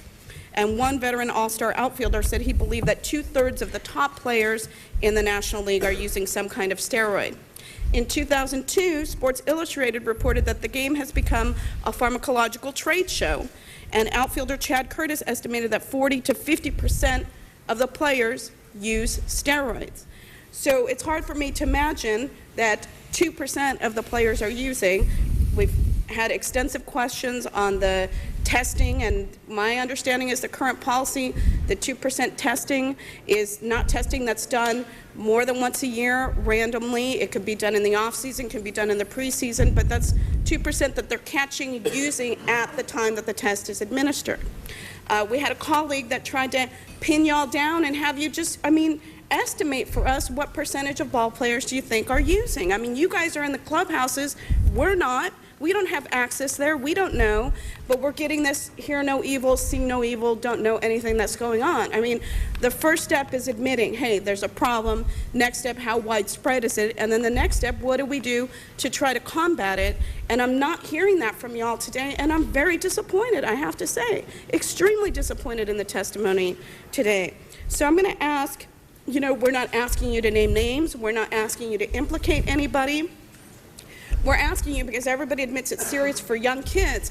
But you as a teammate, as a player, and if you're all non-users, which 4/5 of the panel has testified you guys didn't use, if you guys are users, I would think that you would be the first to step up and say, hey, there's a problem with teammates that are using because it's potentially hazardous to their health and because it's unfair, it's cheating, it's not a level playing field, and if I'm not using, why should teammates be allowed to use? And yet I'm not hearing that. Have any of you ever confronted anybody over the use, asked them about it? You hear rumors in the locker room. That was some of the testimony today, but none of you went to management or said, hey, there may be a problem here. Have any of you ever confronted a player or made that problem known? I mean, I'm hearing that 1% is too much, yet none of you throughout all the years that you collectively played together has ever stood up and said that before now, and I would just like an answer to that question as briefly as possible. The question is, have you ever made, I'm sorry, but I'm very passionate about this. Have you ever made the problem of use among players that you've heard rumors of, made that known to somebody responsible? No, I haven't. And I never would, because I've never known for sure. I wouldn't know who to go to. I wouldn't know who's on it. Nobody knows. I'm not here to discuss that. You're not here to discuss a pass, and you're out of baseball now. Mr. Sosa.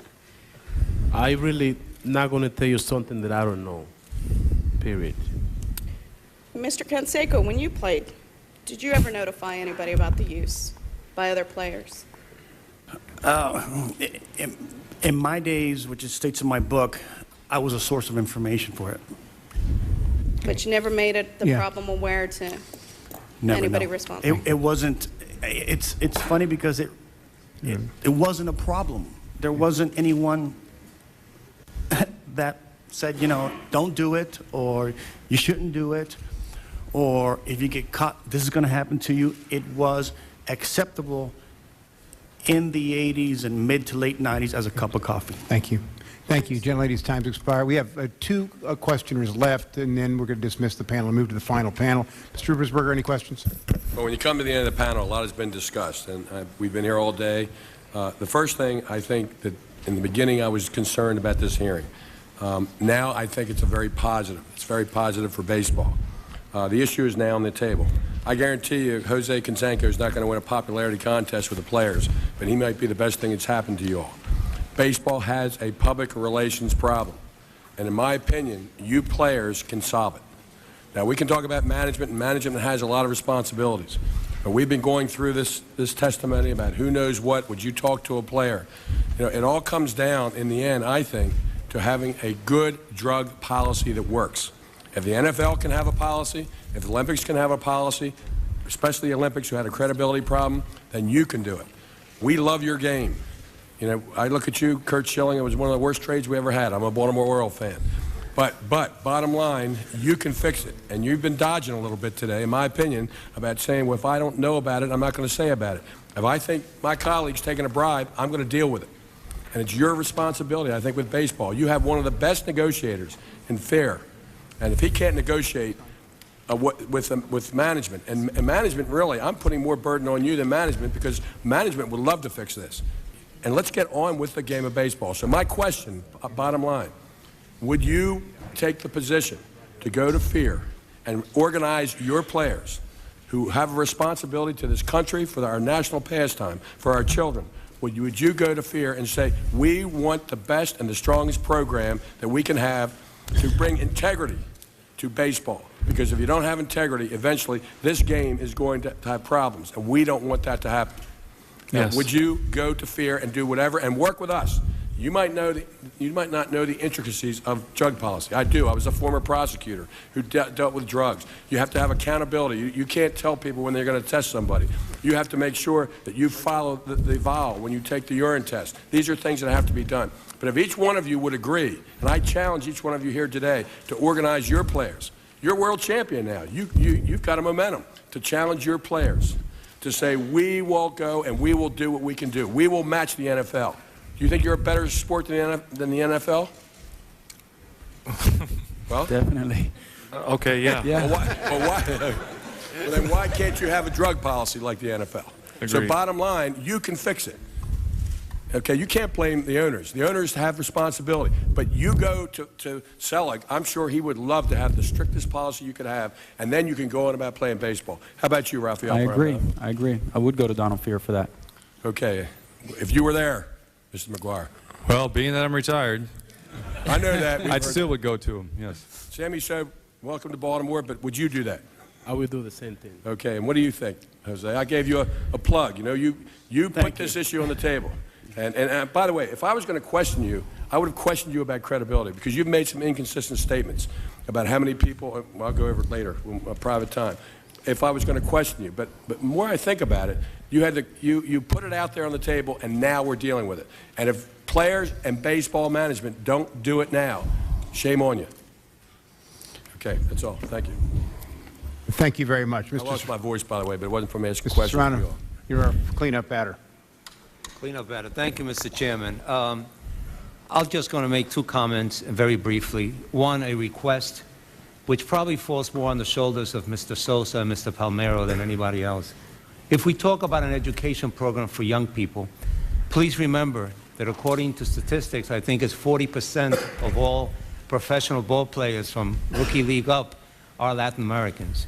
And so an educational program that doesn't include an outreach to the Dominican Republic, to Venezuela, to Mexico, and to other places in Latin America will not be in preparation for what needs to happen.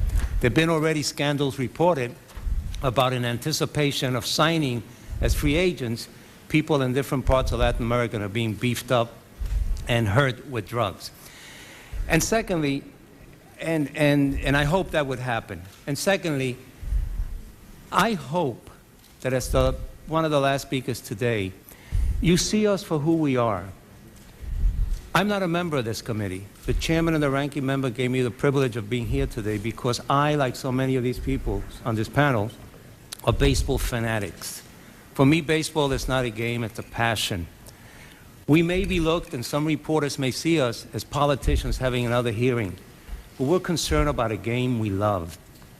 When Mr. McGwire and Mr. Sosa took us on that ride that summer, that wasn't just hitting home runs. That was a country hanging on to heroes.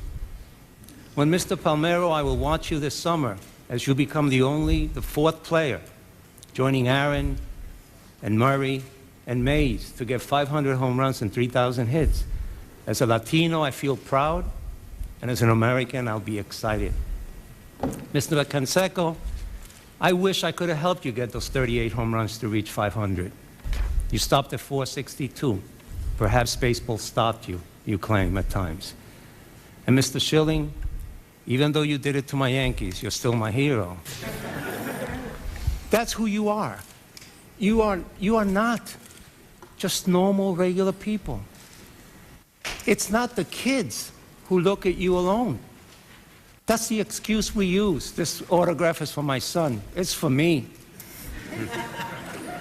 I already signed up for Major League Game Day audio for my computer.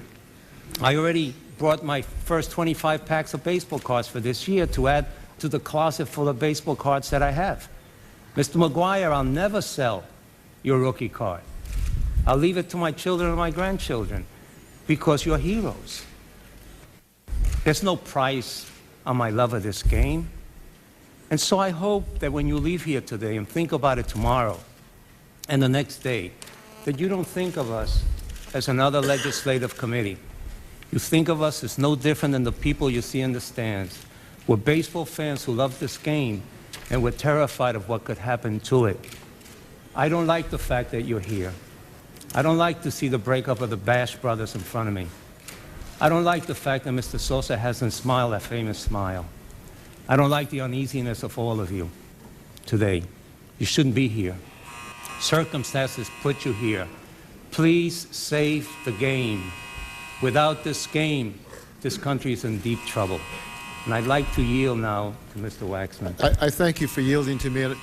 That was a very eloquent plea, and I thank you for it because you speak on behalf of so many of us. But Mr. Schilling, I just want to raise something that just came to my attention and read you some quotes that were attributed to you, which sound so different than what you said today. So you'll be prepared for it in case somebody raises it later. This was from Sports Illustrated, June 2002. Schilling says that muscle-building drugs have transformed baseball into something of a freak show. Quote, you sit there and look at some of these players and you know what's going on, he says. Guys out there look like Mr. Potato Head with a head and arms and 6 or 7 body parts that just don't look right. They don't fit. I'm not sure how steroid use snuck in so quickly, but it's become a prominent thing very quietly.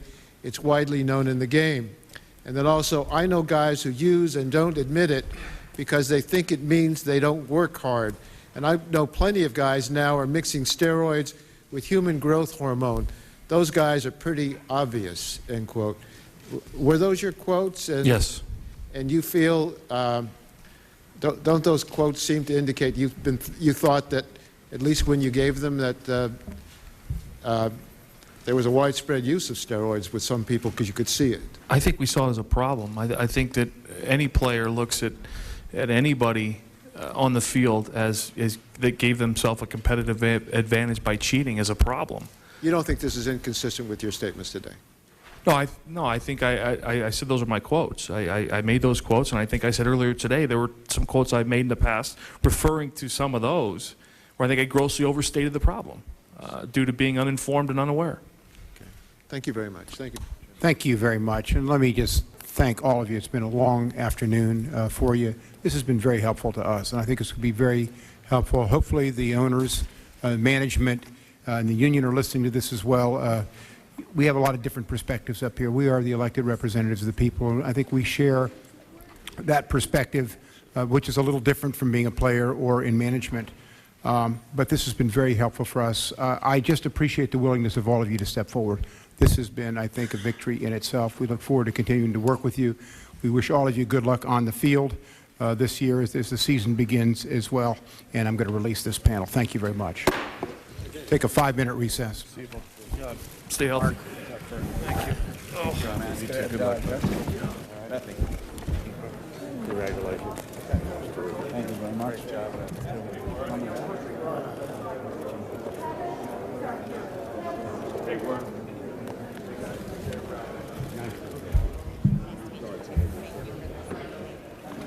Thank you. Nice to see you. See you back in Texas.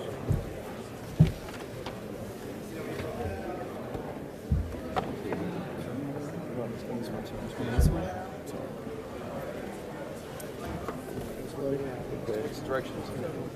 Okay.